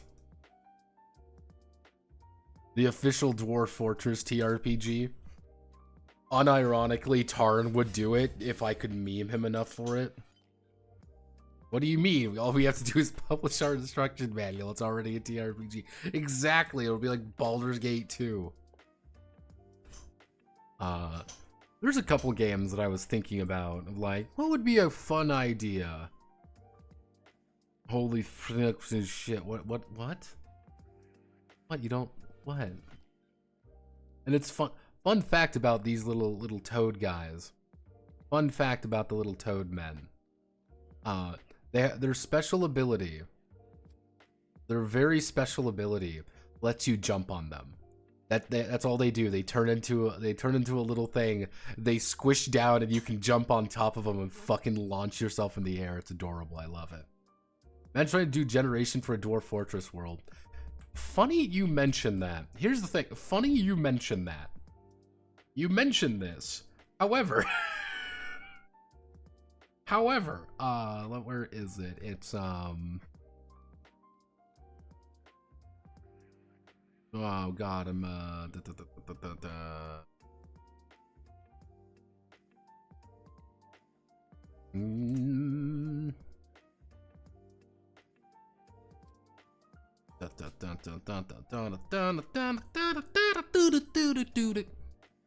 see, the thing is, the Slaves to Chaos literally has an entire system about randomly generating sections of a world. That's like a big thing because you're supposed to actually generate all of your fidsies.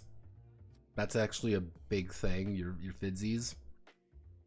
And yes, even down to planetary features and biomes and zones and how each one kind of interacts with one another.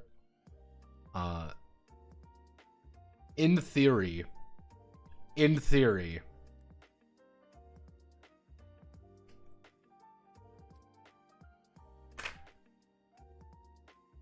we could do it. That wouldn't be difficult. It would not be the most difficult thing in the world to do. It would be a very dedicated project, but it would be funny. See, fiber fixate on truck maintenance.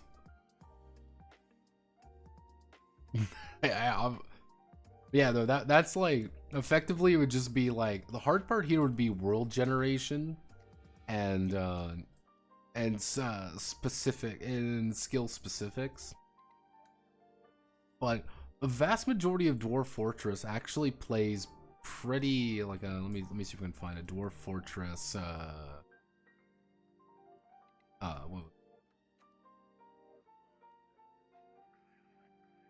what was it? It was it?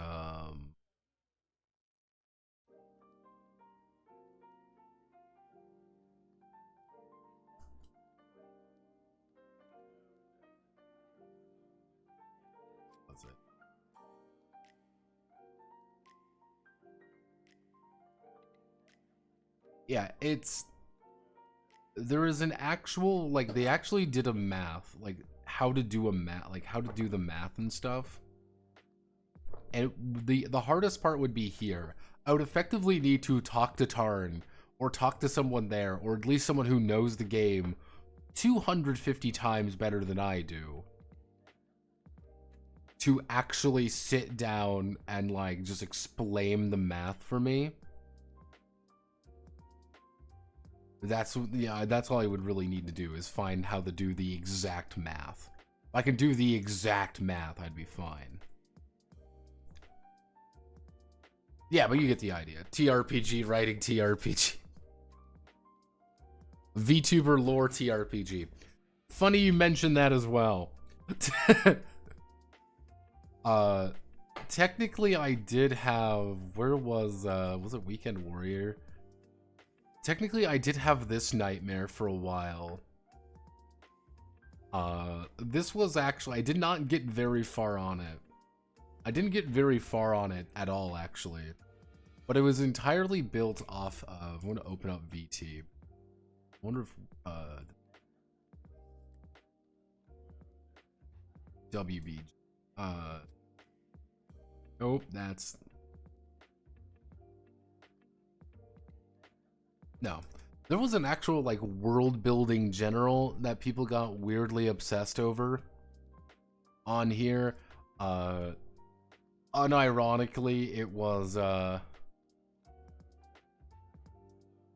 yeah. There's a very large, very convoluted lore section that I even tried to follow. And it was an event. It was an event trying to do it.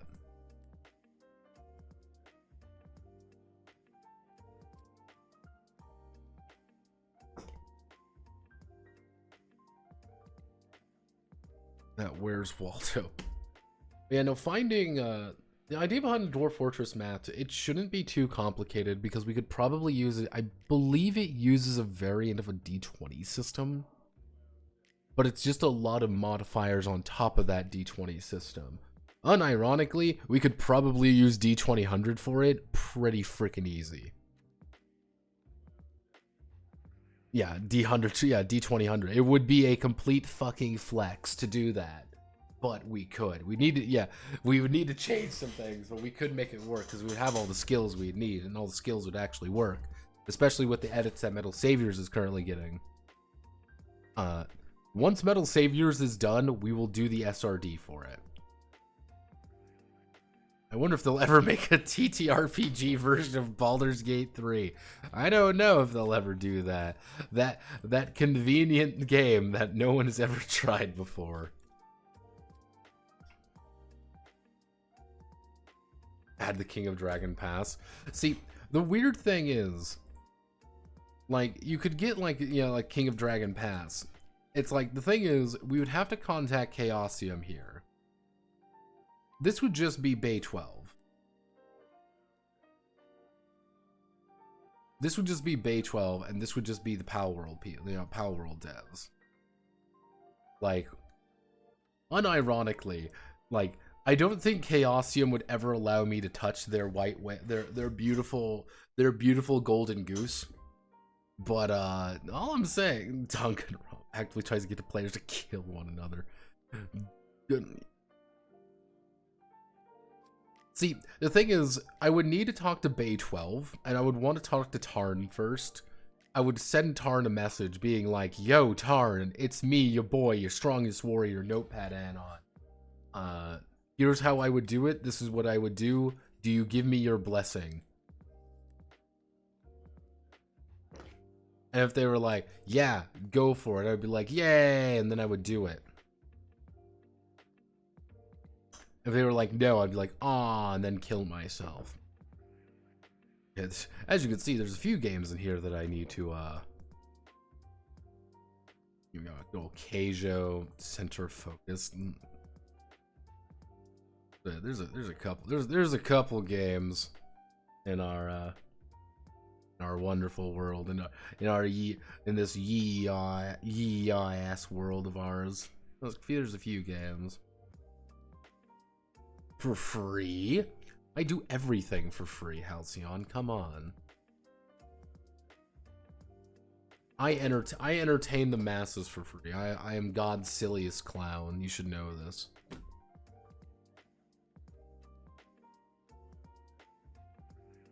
Let's see. Do I have any coffee left? I don't. Is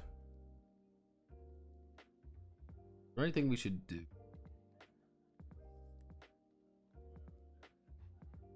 Is there anything else we need to fix up? Is there anything we need to maintain? Is there anything we need to do? I don't think so. I think we're pretty set up. Have you thought of the Omega Men RPG? The Omega Men needs to get updated when the Omega Men is going to get updated when Metal Saviors is done, because Metal Saviors is going to be a redux of effectively the D2000 system. Petty Criminal Generator table system. Looking at Judge Grave, they didn't really have what I was looking for. Petty Crime are like generators, not really. You might want to consult honestly, looking at something like Shadowrun, like run generators, might not be the worst idea, but that's kind of its own. I'm not really good with generators. I'm going to be perfectly honest. I'm not really good with those. Oh, yeah?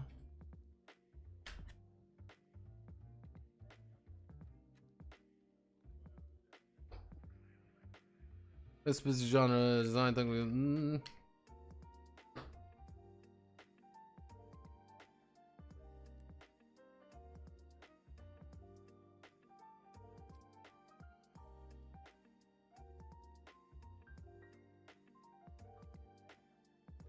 Technically, I already did a horror design thunk.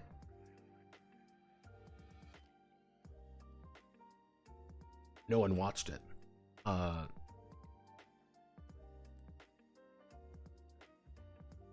But yeah, no, it's if I was to do like a really specific genre, it wouldn't really be a specific genre necessarily, because that's the thing with design things. Like with design things, I like doing it on things that are vaguely relevant. and I haven't been able to find one that has been like, this is something that actually seems really interesting to me that I would want to talk about. Because no games or anything have really been like, hey, this is going to be really cool and I want to talk about it. Like, there's not really been any games or like shows or anything that's been like, oh boy, time to get inspired or whatever. Yeah, there hasn't really been anything. That's why I haven't actually done any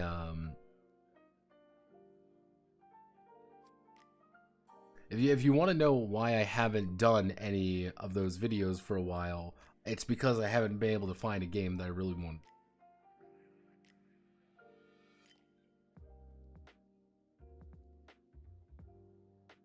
That's kind of the problem. So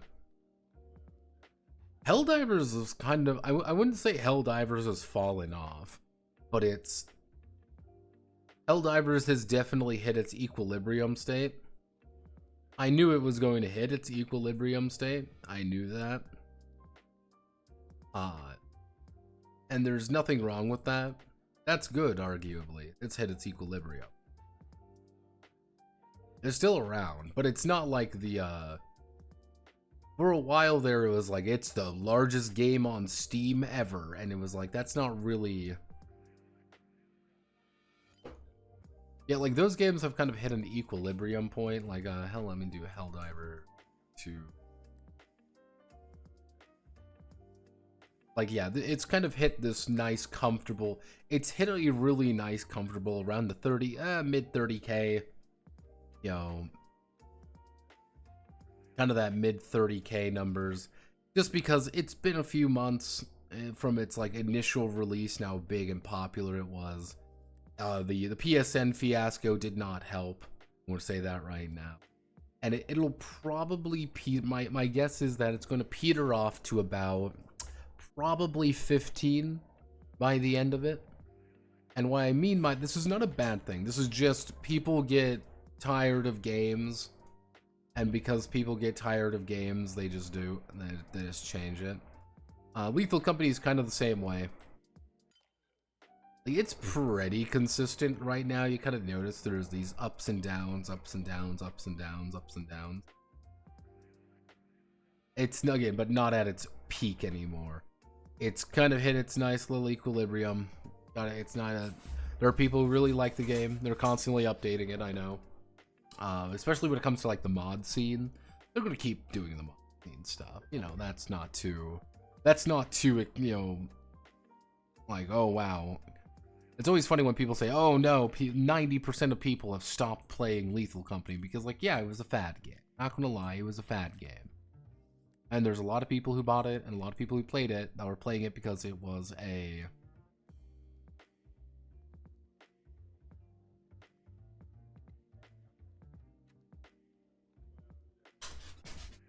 You know, that's kind of the thing with it. Ugh.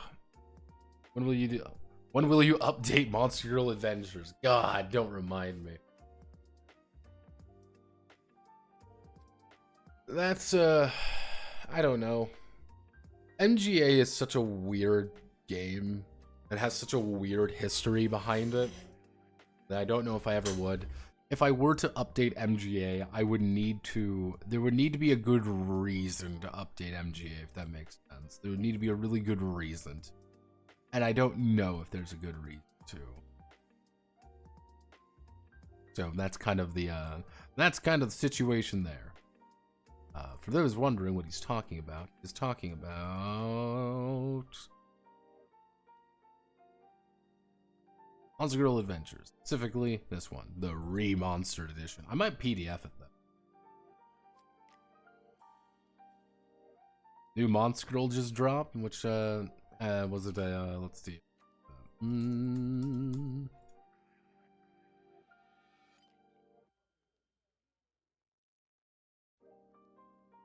See, I like playing things risky.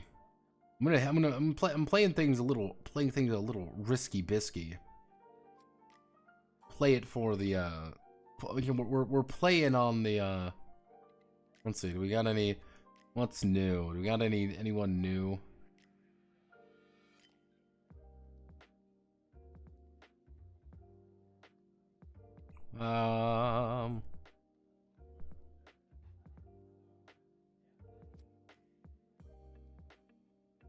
One thing from Comic Cat 92.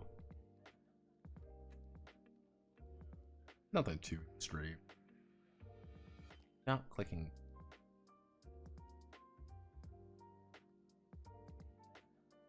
Technically, I should update. His unfortunate claim to fame. Yeah, no, there's a couple games that. Oh, didn't mean to click that button. Do. Notepad clicked the wrong button.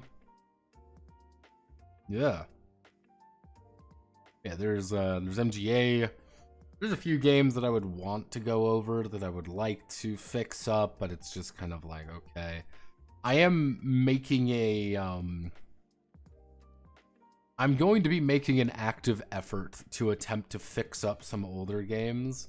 So pretty consistently, you're going to start seeing those on the voting blocks a lot more. Just bringing them back up, just bringing a lot of these games up to snuff, because generally speaking, they're not all great. Even if we consult, like, these were the games that were on the last vote. MGA Rift port. These were the games that were on the bench press there.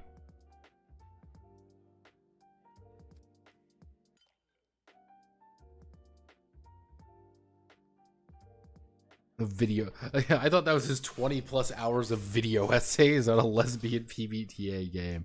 See, now I can officially say lesbian PBTA games. Thank you very much. We can put the S at the end there. Yeah, no, it's Oji-san Demon Slayer 1 did pretty well. Endless Adventures is a fucking oldie.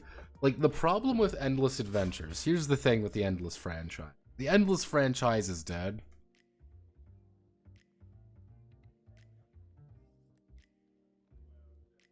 You gotta remember that. The Endless franchise is effectively dead at this point. You may be saying, why, Notepad? Endless is going great. There's nothing wrong with it. There's a lot wrong with the Endless franchise. They haven't really done anything. Humankind has been pretty firmly, how do I want it? It's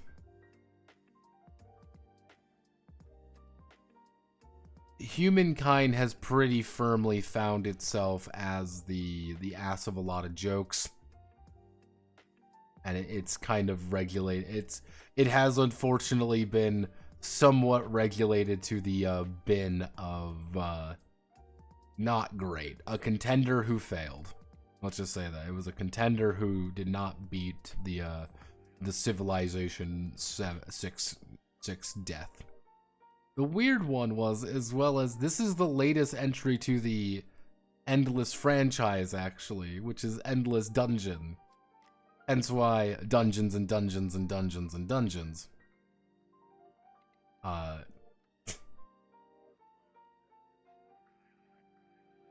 Yeah. They were... This is our...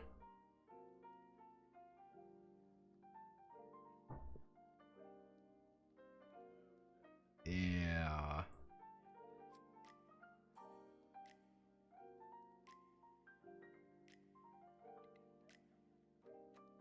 Yeah, it's yeah,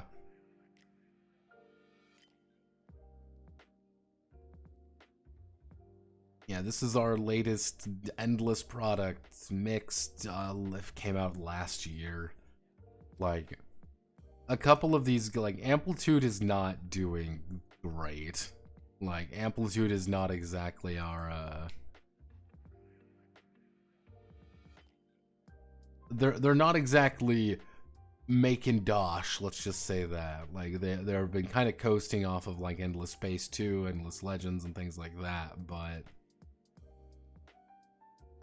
even then, not really anything more than that. That's kind of one of the issues with Amplitude more than anything, because they are owned by Sega, which is another big issue that a lot of people have with them, is that they are owned by Sega, and Sega wants their money back. And there's been actually a couple things that people have been a little bit, people have been very concerned for if Amplitude is going to make it. No one really knows. There's a distinct chance literally at any time Amplitude Studios could just fold. There's at any time. That's the funny thing. At any time, really, Amplitude Studios, there could be an announcement one day, Amplitude Studios is being closed by Sega, that's it. And they would just be gone. And I guess that's what happens. It's, if you make your, they made their mark by making really interesting 4X games. And the thing is, it's a Endless Space and Endless Legend are really good games. They're really interesting, they have a lot of lore to them, they have a lot of character stuff. They're 4X games that take a very different direction than most 4X games. But then they're like, let's make Humankind to compete with, specifically, we want to compete with Civilization 6, and it's like, why? Why do you want to compete with Civ 6? Because Civ 6 is still going strong, and then Civ 7 just got announced not too long ago, so now we have Civ 7 out there, but fucking twerking it like it owns the place. And it's like, oh, and like none of those games really did well. I know Millennium, that was another one, I believe. Millennium, yeah, Millennia, that was it, not Millennium. Like Millennia update, oh boy everyone, it's the new update, and yeah, huge gaps in features, AI is terrible, can't recommend it in this state, don't care, frustrated with the AI. Like, even with like Civilization 6, Civ 6 has its issues. I think everyone who plays Civ 6 will be the first one to tell you it has a lot of issues. Looking at you, $20 leader pass. Looking at you, $40 frontier pass. $40 like DLCs and shit. And it's like, yeah, a bunch of... They keep trying to like push this, and there's a reason it's people like it. There's a reason it keeps being the big one. What happened to Civ 6, Civ 4, and Civ 5 DLC? But the DLC's terrible with it. The thing with it is that DLC policy shifted. DLC policy really shifted, and there's a lot of reasons for that. Like if I look at like Paradox Interactive, we love Paradox Interactive. It's the greatest game ever. But like Paradox Interactive, I think really did a specific way of doing this.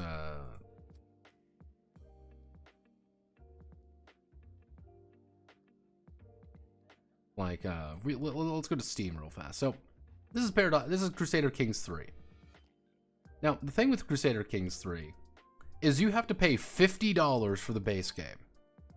$50 for the base game. You want to have Northern Lords and all of that, that's another $13. $30 for Royal Court, $13 for this, $5 for Friends, $30 for tournaments, $5 for wards. The Legacy of Persia requires that amount. What it was old DLC policy. Actually, you can kind of break DLC policy into three. We'll do Elder DLC policy, which was whole new things or little things. These are your MMO expansion packs and things like that. These like, hey, you bought a brand new expansion pack, and not even a little thing. Like this is your whole new DLC. But then you have like the old DLC policy, which is still you have that like we want completely new content, and then little content. Hey, you can buy $5, like the $5 horse armor or whatever. But you can also buy Shivering Isle. That's kind of the idea there. It's like, you could buy something little, but you can also buy little tiny things if you really wanted to. But that was usually something very specific. Like, even like you saw that with Oblivion, you saw that with early Crusader Kings 2, even. A bunch of those games. Civ 5 did that somewhat. Civ 4 was really good about that. But then you have, like, I guess you would say, like, modern DLC policy, which is like, cut content to buy, if that makes sense. We are cutting out content for you to buy later. We're not going to give you 30 characters. We're going to give you 15 characters, and then we're going to sell you a character every year, kind of thing.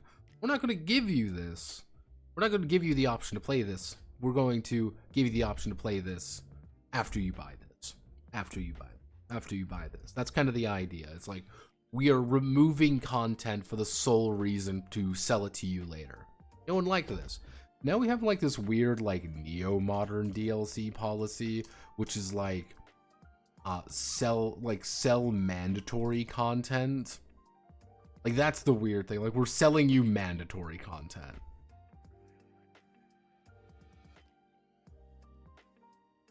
Like, hey, you want to play this game, you must buy the DLC now.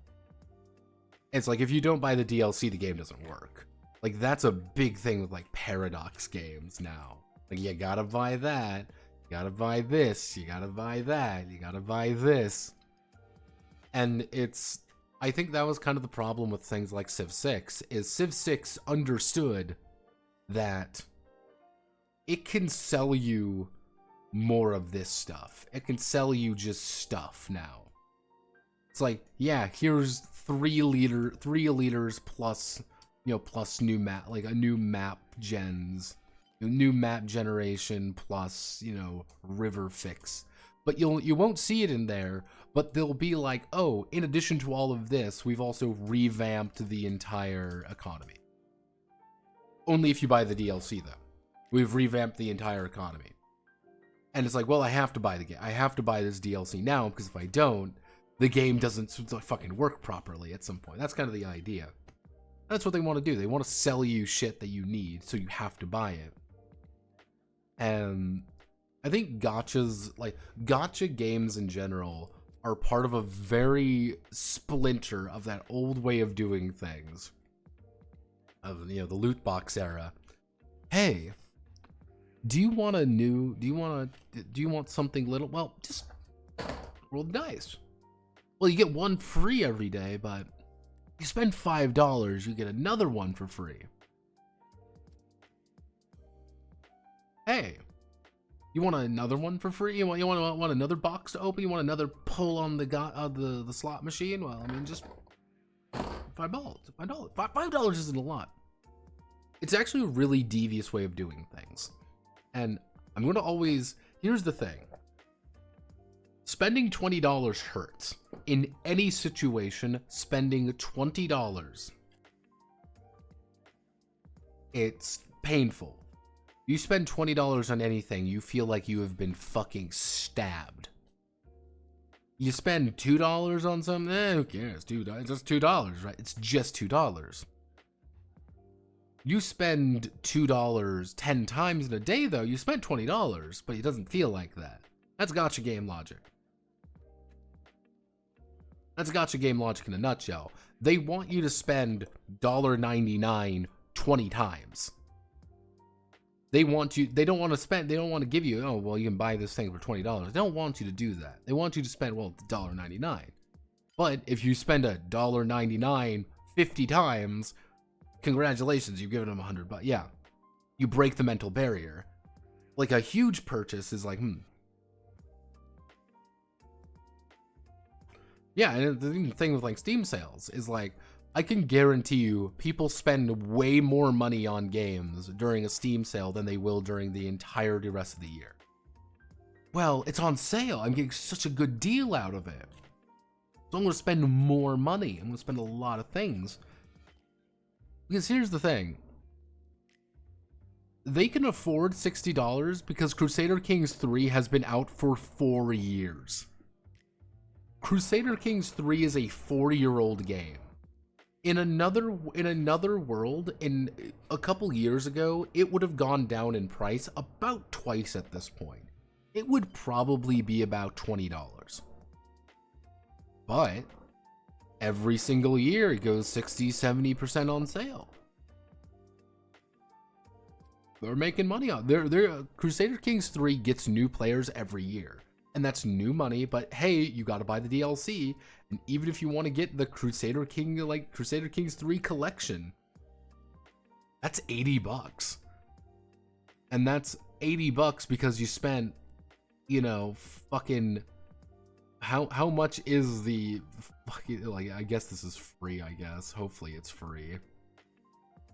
But like you were spending money on little things that they're just trying to nickel and dime you effectively out of it. It's like, hey, we're gonna. Is Northern Lords really worth $13?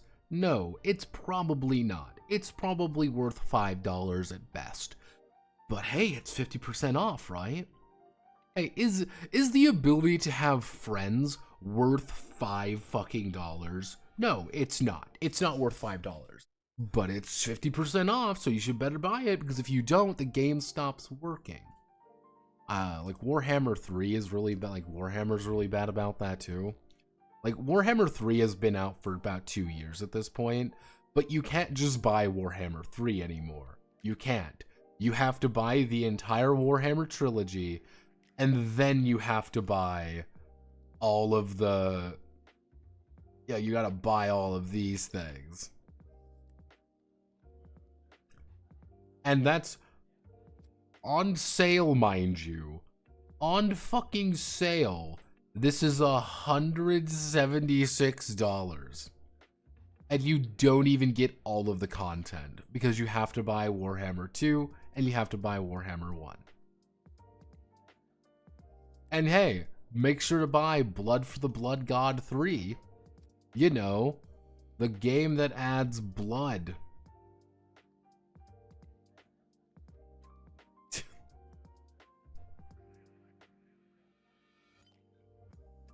If you already purchased the previous DLC, well, what if I want to buy all the DLC for Warhammer 2? Well, you know, that's only $56. You're seeing the funny here. You're seeing the big old funny here. People have bought these. I both at least have the base game. I mean, all three, yeah.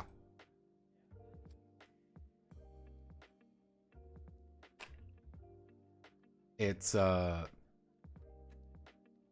Paradox has been making a lot of oopsies. Like, that's the big thing. Paradox has been making a lot of oopsies recently. Like, most of like, if we go to Paradox Interactive, if we really take a look at like all of Paradox Interactive stuff, Age of Wonders has been doing pretty decent. Like, relatively speaking, it's been doing pretty decent. But even like Age of Wonders is, guess what, getting fucking nickeled and dimed. These isn't cheap DLC either. This is $20. This is $20 for two of them and $10 for another. And the base game itself is $50.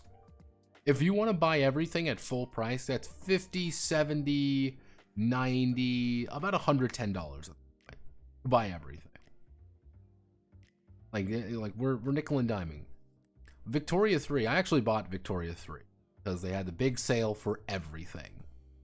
$33, you got the entirety of the game. But here's the thing, it's like, oh, well, you can buy Sphere of Influence. This is just Sphere of Influence, by the way. You want to buy the base game and everything? That's 50 fucking bucks. 50 fucking bucks, in addition to the $50 asking price. And there's a reason people are still saying it's mixed. Like, Millennia hasn't done well. No one's really excited for Prison Architect. No one's excited for Prison Architect 2. Not a single human being is. And you want to know why no one's excited for Prison Architect 2? Because it's like, it's going to be the same shit, because this is what they did with Prison Architect. Because you got to remember, like, if we go to Prison Architect, Like, oh, Prison Architect. You know, I remember playing Prison Architect. Do you know how much DLC there is for Prison Architect? Do you know how much DLC there is? Right now, it is, you would be paying, if you added everything up perfectly, if we say this is 50% more, you're affected $60 worth of DLC and a $30 game from almost a decade ago. It's 9 years old. 9 years old. And they're gonna, Prison Architect 2 is gonna be another DLC thing. Hearts of Iron 4 hasn't been doing too hot. Why hasn't Hearts of Iron 4 been doing too hot? Well, very simple. Because guess what? You want to buy all of this is $115 fucking dollars. You don't need all of it. You don't need all of this shit. But that's still a lot of money for a lot of people.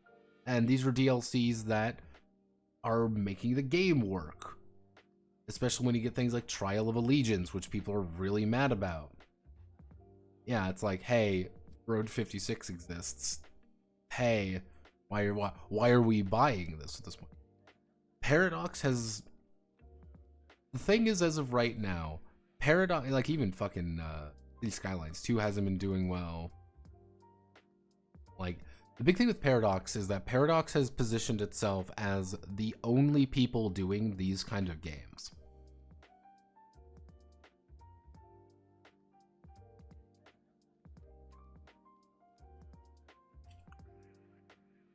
The most recent version, Total Warhammer, is years old and has a game-breaking bug with clan mode. Piratable version. It's one of the, you have a lot of these kind of, like, effectively, Paradox is very comfortable in their current position because Paradox damn well knows, and they have zero incentive to change. Because the people may say, I don't like the new DLC policy out of Paradox. I don't want to be nickel and dime for shitty country packs in Hoi 4. Those fuckers are already the ones who bought it. They already bought it at full price. Every single time. They buy it full price, and that's it. Those are like, congratulations. And the thing is, they know they're the only ones doing that. They're the only ones making Hearts of Iron 4. And there's a lot of people who rely on making Hearts of Iron 4 content to stay up, you know, keep the lights on, because that's what they do. That is their thing. Do Hearts of Iron content. They have nothing else. That's what they do. No other game does that. There is no other game like Crusader Kings 2. There's Crusader Kings 3.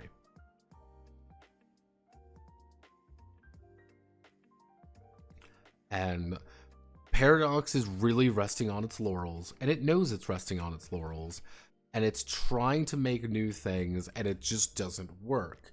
Because it's really hard to make sequels to any of these games, by the way. City Skylines 2 is a really good example of this. City Skylines 2 is the sequel to City Skylines.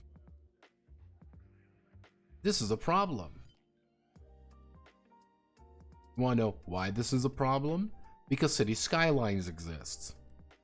Because the previous game exists. Even games like even, let's just take Hearts of Iron 4, because everyone knows our favorite transcore roleplay, World War II game. This is from 2016. This is 8 years old at this point. Imagine if Hearts of Iron 5 came out. Imagine if they announced Hearts of Iron 5. Hearts of Iron 5 would not have any of this content. It would have none of it. Because they can't sell you that content. They cannot give you Hearts of Iron 5 with all of this because they would have nothing else to sell you. So Hearts of Iron 5 would come out, and it would be the base game. A base game that probably no one who plays Hearts of Iron 4 has played in a very long time. And that's kind of that's one of those unique aspects. That's why Europa Universalis, actually, that's why Europa Universalis 4 still is getting expansions. all $242 worth of expansions for a game that came out over a decade ago. And yeah, it's celebrating its 10th anniversary last year. Because no other game does this. I remember no other game does this. And no other game has as much stuff here. You have to buy all of these things at this point. People have tried to actually play the game without any of the DLC, and it doesn't work because it kills certain aspects of the game. But again, oh well, no one likes Leviathan. It's such a terrible expansion. It's a terrible idea. It's all these terrible things nobody likes, and people bought it, and then people bought the new one. People bought the people bought the next expansion because this is the kind of people who we are dealing with. That's kind of the situation with Paradox.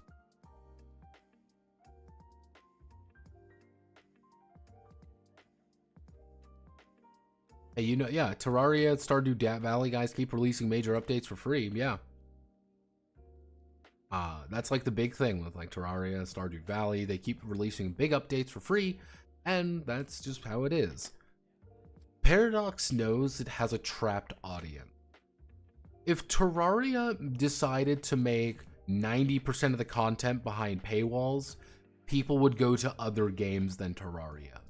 Stardew Valley literally the creation of Stardew Valley has an infinite number of games trying to be Stardew Valley. There are a ton of games desperately trying to be Stardew Valley now. A ton of them.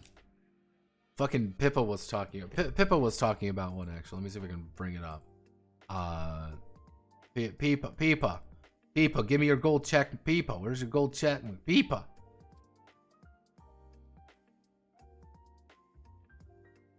Where was it? He was talking about.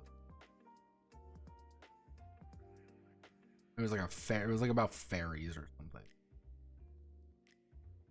That's all I remember. It was about fairies. And she, like, the thing is, it was like, this is clearly Stardew Valley by associate. Yeah, right here, this one. There we go.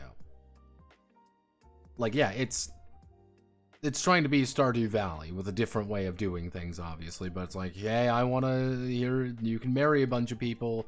Hey, look, build your farm up. Hee hee hoo hoo. Make sure you got all of these. Here's all our wacky characters that you can totally romance and totally marry. Kiss you. You can befriend people even. Like, that's what they're... It's like, oh, like, yeah, there's an entire sub-market of that. Look, that's my Oshi.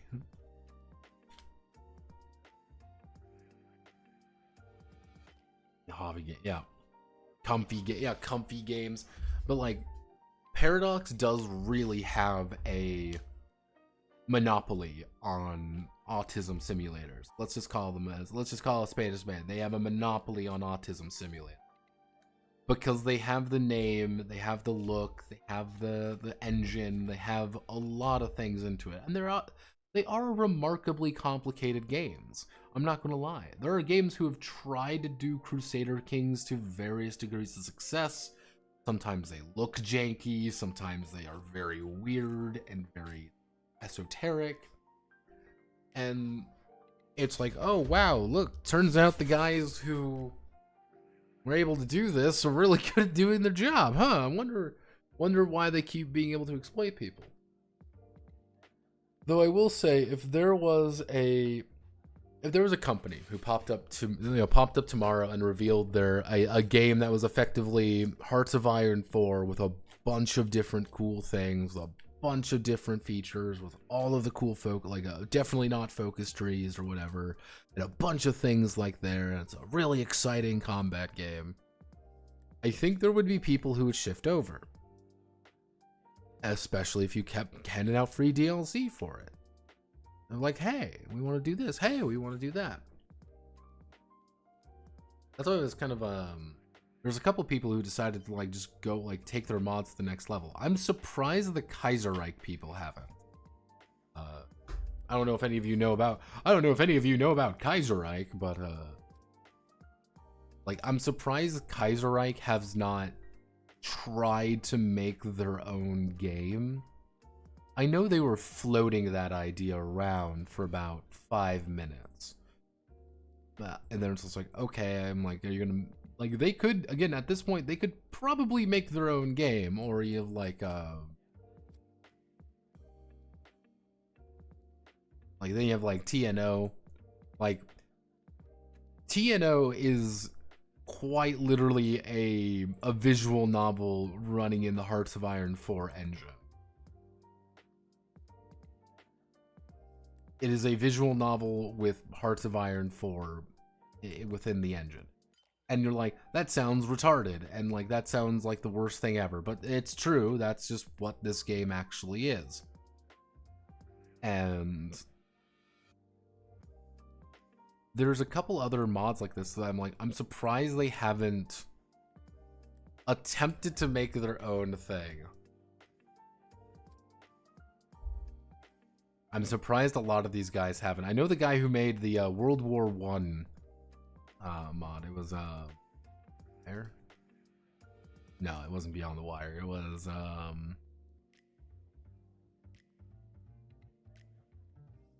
what was it?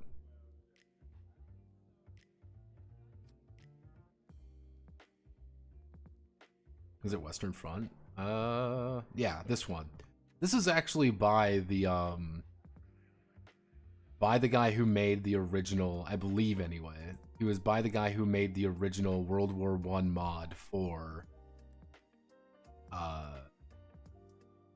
Hearts of Iron 4. Yeah, they that abandoned the game. Yeah, apparently they abandoned the game because it didn't do too well, because it's an autism sim. And that's not too surprising, because again, these are very niche games.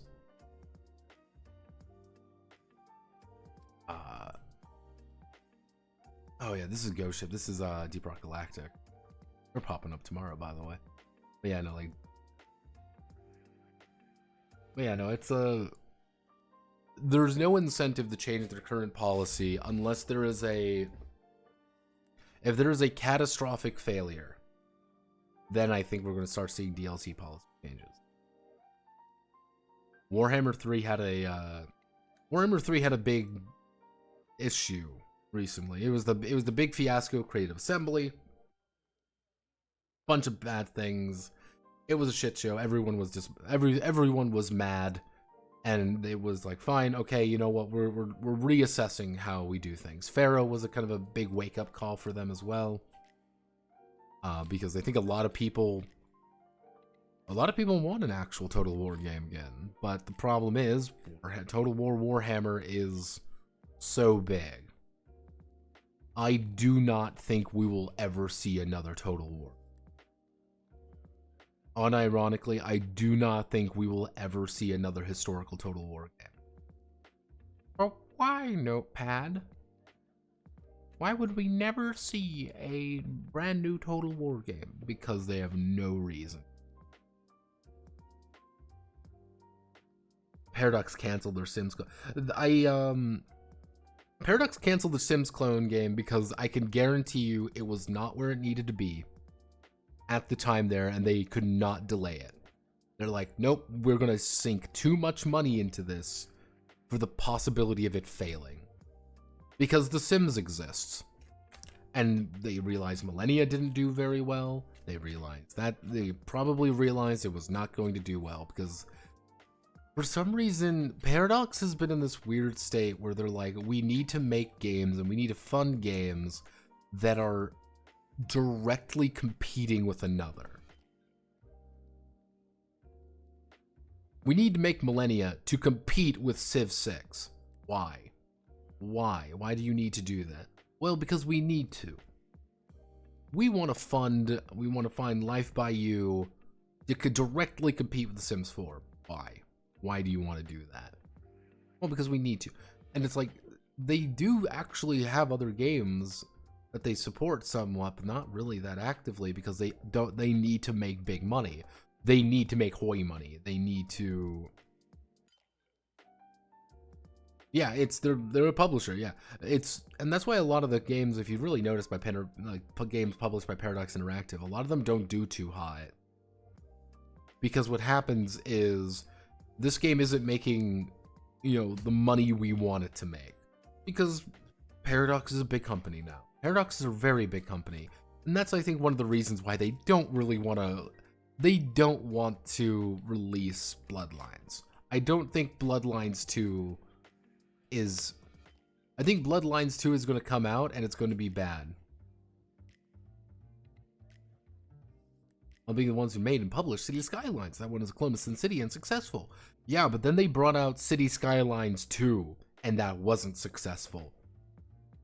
When they capitalize on a niche that doesn't have anything, because there wasn't a SimCity game for a very long time, and the SimCity games that were out were not very good. They do well. But then they try to capitalize on it, and then it doesn't pan out. Why do people make 5e competitors? Exactly. Why do people make these 5e competitors, against the big kahuna? You can make an argument being like, well, we want to dethrone them, we want to do that. And it's... The thing with Paradox is they should have faith, but the problem is if you make something that's just dead similar or inferior to the main product, it's not going to be as good. That's why Endless Legend and Endless Space was able to carve out a very nice little niche for itself. Because it's not like Civ 5. It's really not. Endless Legend is a completely different beast than Civ 5. It is incredibly different. Because you have the different races, you have the different mechanics for the different races, you have the storylines, you have some branching storylines even. It's an immensely complicated, it's an immensely different and unique game. And it doesn't need to be as good as Civ 5, because you have it's not really leaning on that as much. Yeah, there's been other 4X games besides Civ. Exactly. And some of them do well. And some of them don't. They're very specific games. I mean, they do the very specific things Civ does. Yeah. That's kind of the beautiful disaster piece of the situation. I've been meandering about video games for a while. Oh no. I've been talking about video games. Let's see, do we have any funny girls on the internet? We have funny girls on the internet. Let's see. Funny women on the internet are funny. Remember, everyone, we are proud feminists here on the Notepad Anon channel. We are proud feminists. We only support women because they say my name and I get the fucking adrenaline high from it. I mean, yeah.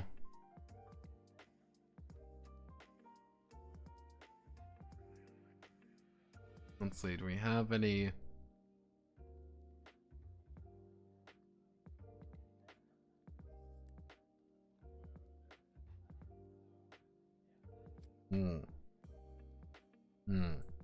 Nothing really, nothing productive. Guard Bro isn't a funny woman. Pull D6 as a roll. 5 counts as 1 success, 6 counts 2 success. And we mentally convert 5 1. No, not really. Kirsch is live again? Yes, Kirsch is live. I hate all of these games.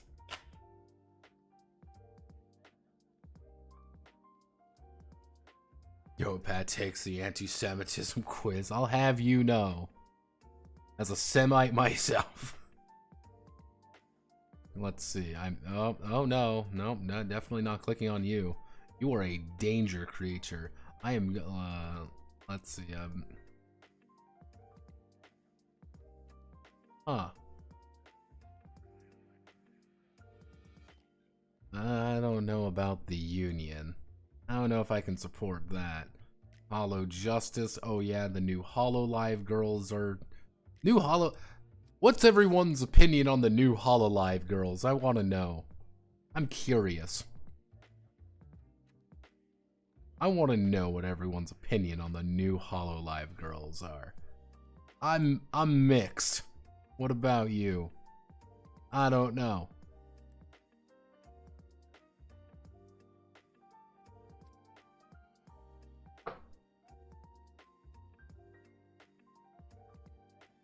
VTubers were a mistake. They look like FE characters. Well, I mean, see, that's the funny thing, McDriscoll, is like, do they look like FE characters, or do FE characters look like VTubers now? Like, that's the secret. Kuma, let's see. Kuma is doing a subathon. Let's see, do we have any,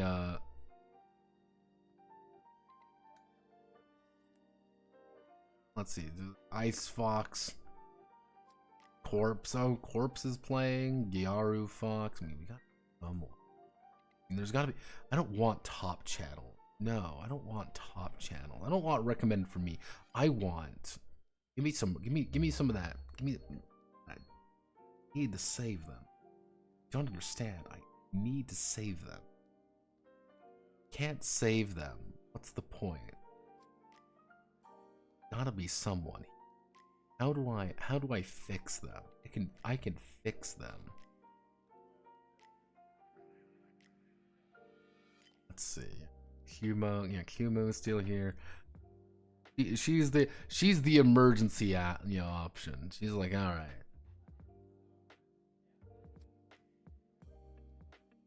We joke about Lethal Company, and yet here's Iron Mouse playing it. Because that's what Iron Mouse can play anything, and it'd work because money. You're not a VTuber. You're just desperate for views. Hi,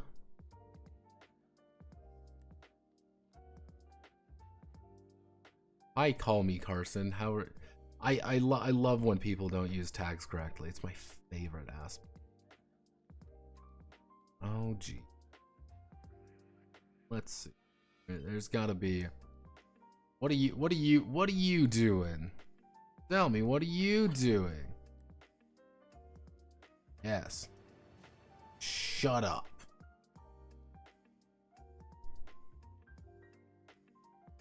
Just a little monkey.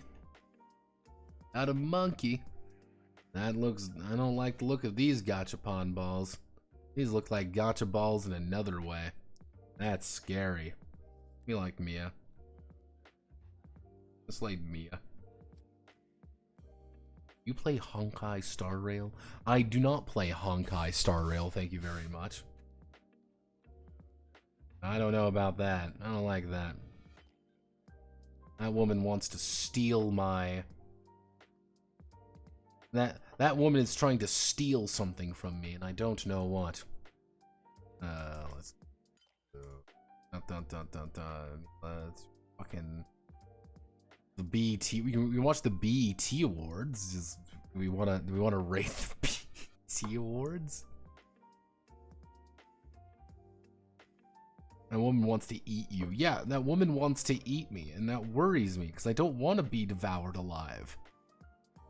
I'm already being eaten alive by the capitalist system.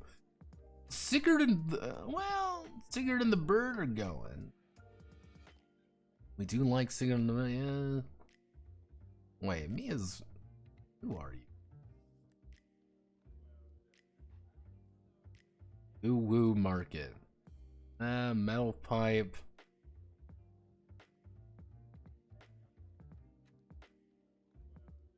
Let's see.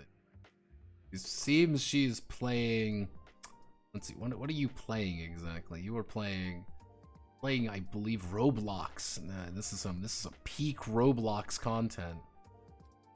Of course, we're gonna follow the Roblox. See, okay, so do we follow the Roblox streamer? Or do we go for Kumu? Or Do we play it risky bisky? Risk it for the biscuit. We go for someone completely random. We go for the bird. There's a few options here. There's many options here, and none of them are good.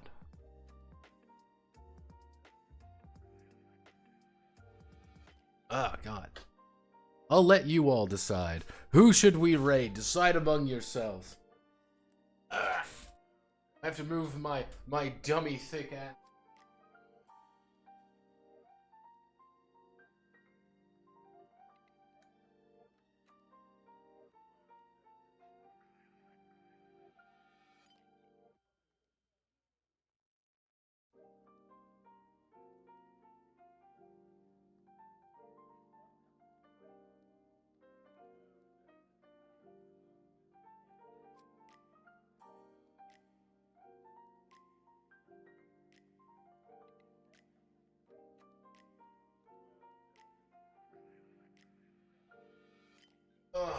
Oh yeah.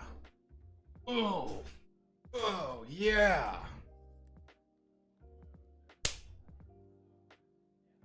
There we go. See, the problem is if we go by least watch, viewers low to high, we end up with this, and we end up with like desperate, sad, miserable people in the Chinese. And as we all know, I don't necessarily support people from Latin America. I don't care for the Latin American people. You may be thinking, man, Notepad, that seems like it's very negative of you to not like the Latin American people very much. But, alternate, bear with me, Latin America was a mistake. I think we should get rid of it entirely. Get rid of all of it. Just dead, all of it, immediately. I think the world would be a better place if we got rid of Latin America. That is a sacrifice I am willing to make. The betterment of the world.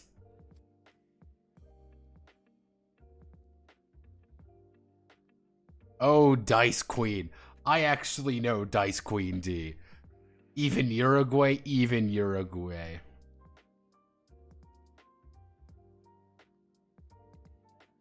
Yeah, Dice Queen D. Here's the thing with Dice Queen D. Dice Queen is a very fascinating person. Let's see, she has to be alive now, right? Because the thing is, I have a feeling that if I pop into Dice Queen, if I say, hey, it's me, the Notepad Anon, she is going to immediately ban me. She will immediately ban us, all of us. Because I am a shit poster on Blue server. Because Dice Queen D is on Blue server, by the way. Just want to remind people of that. She's on Blue server. And I find that very funny in a sad way. We can never escape Blue server. Do it. You know what? What's Kumo doing? Well, I know what we have to select, boys. I mean, I don't know about you. If we're gonna, we're all going to jail now. Sorry, everyone. We're all going to jail. Every single one of us. Every single one of us is going to jail. She just fucking ended the stream, didn't she? She just ended. Nope, she's still there. I'm like, did she just end the fucking stream? No, there we go. We'll rate her real fast. Nope, all of us are going. We are all going to jail. We are not going to make it out of the hood. All of us are condemned. None of us deserve to be happy. All right, everyone. Godspeed. Good luck. Love you all. If you need me, you know where to find me.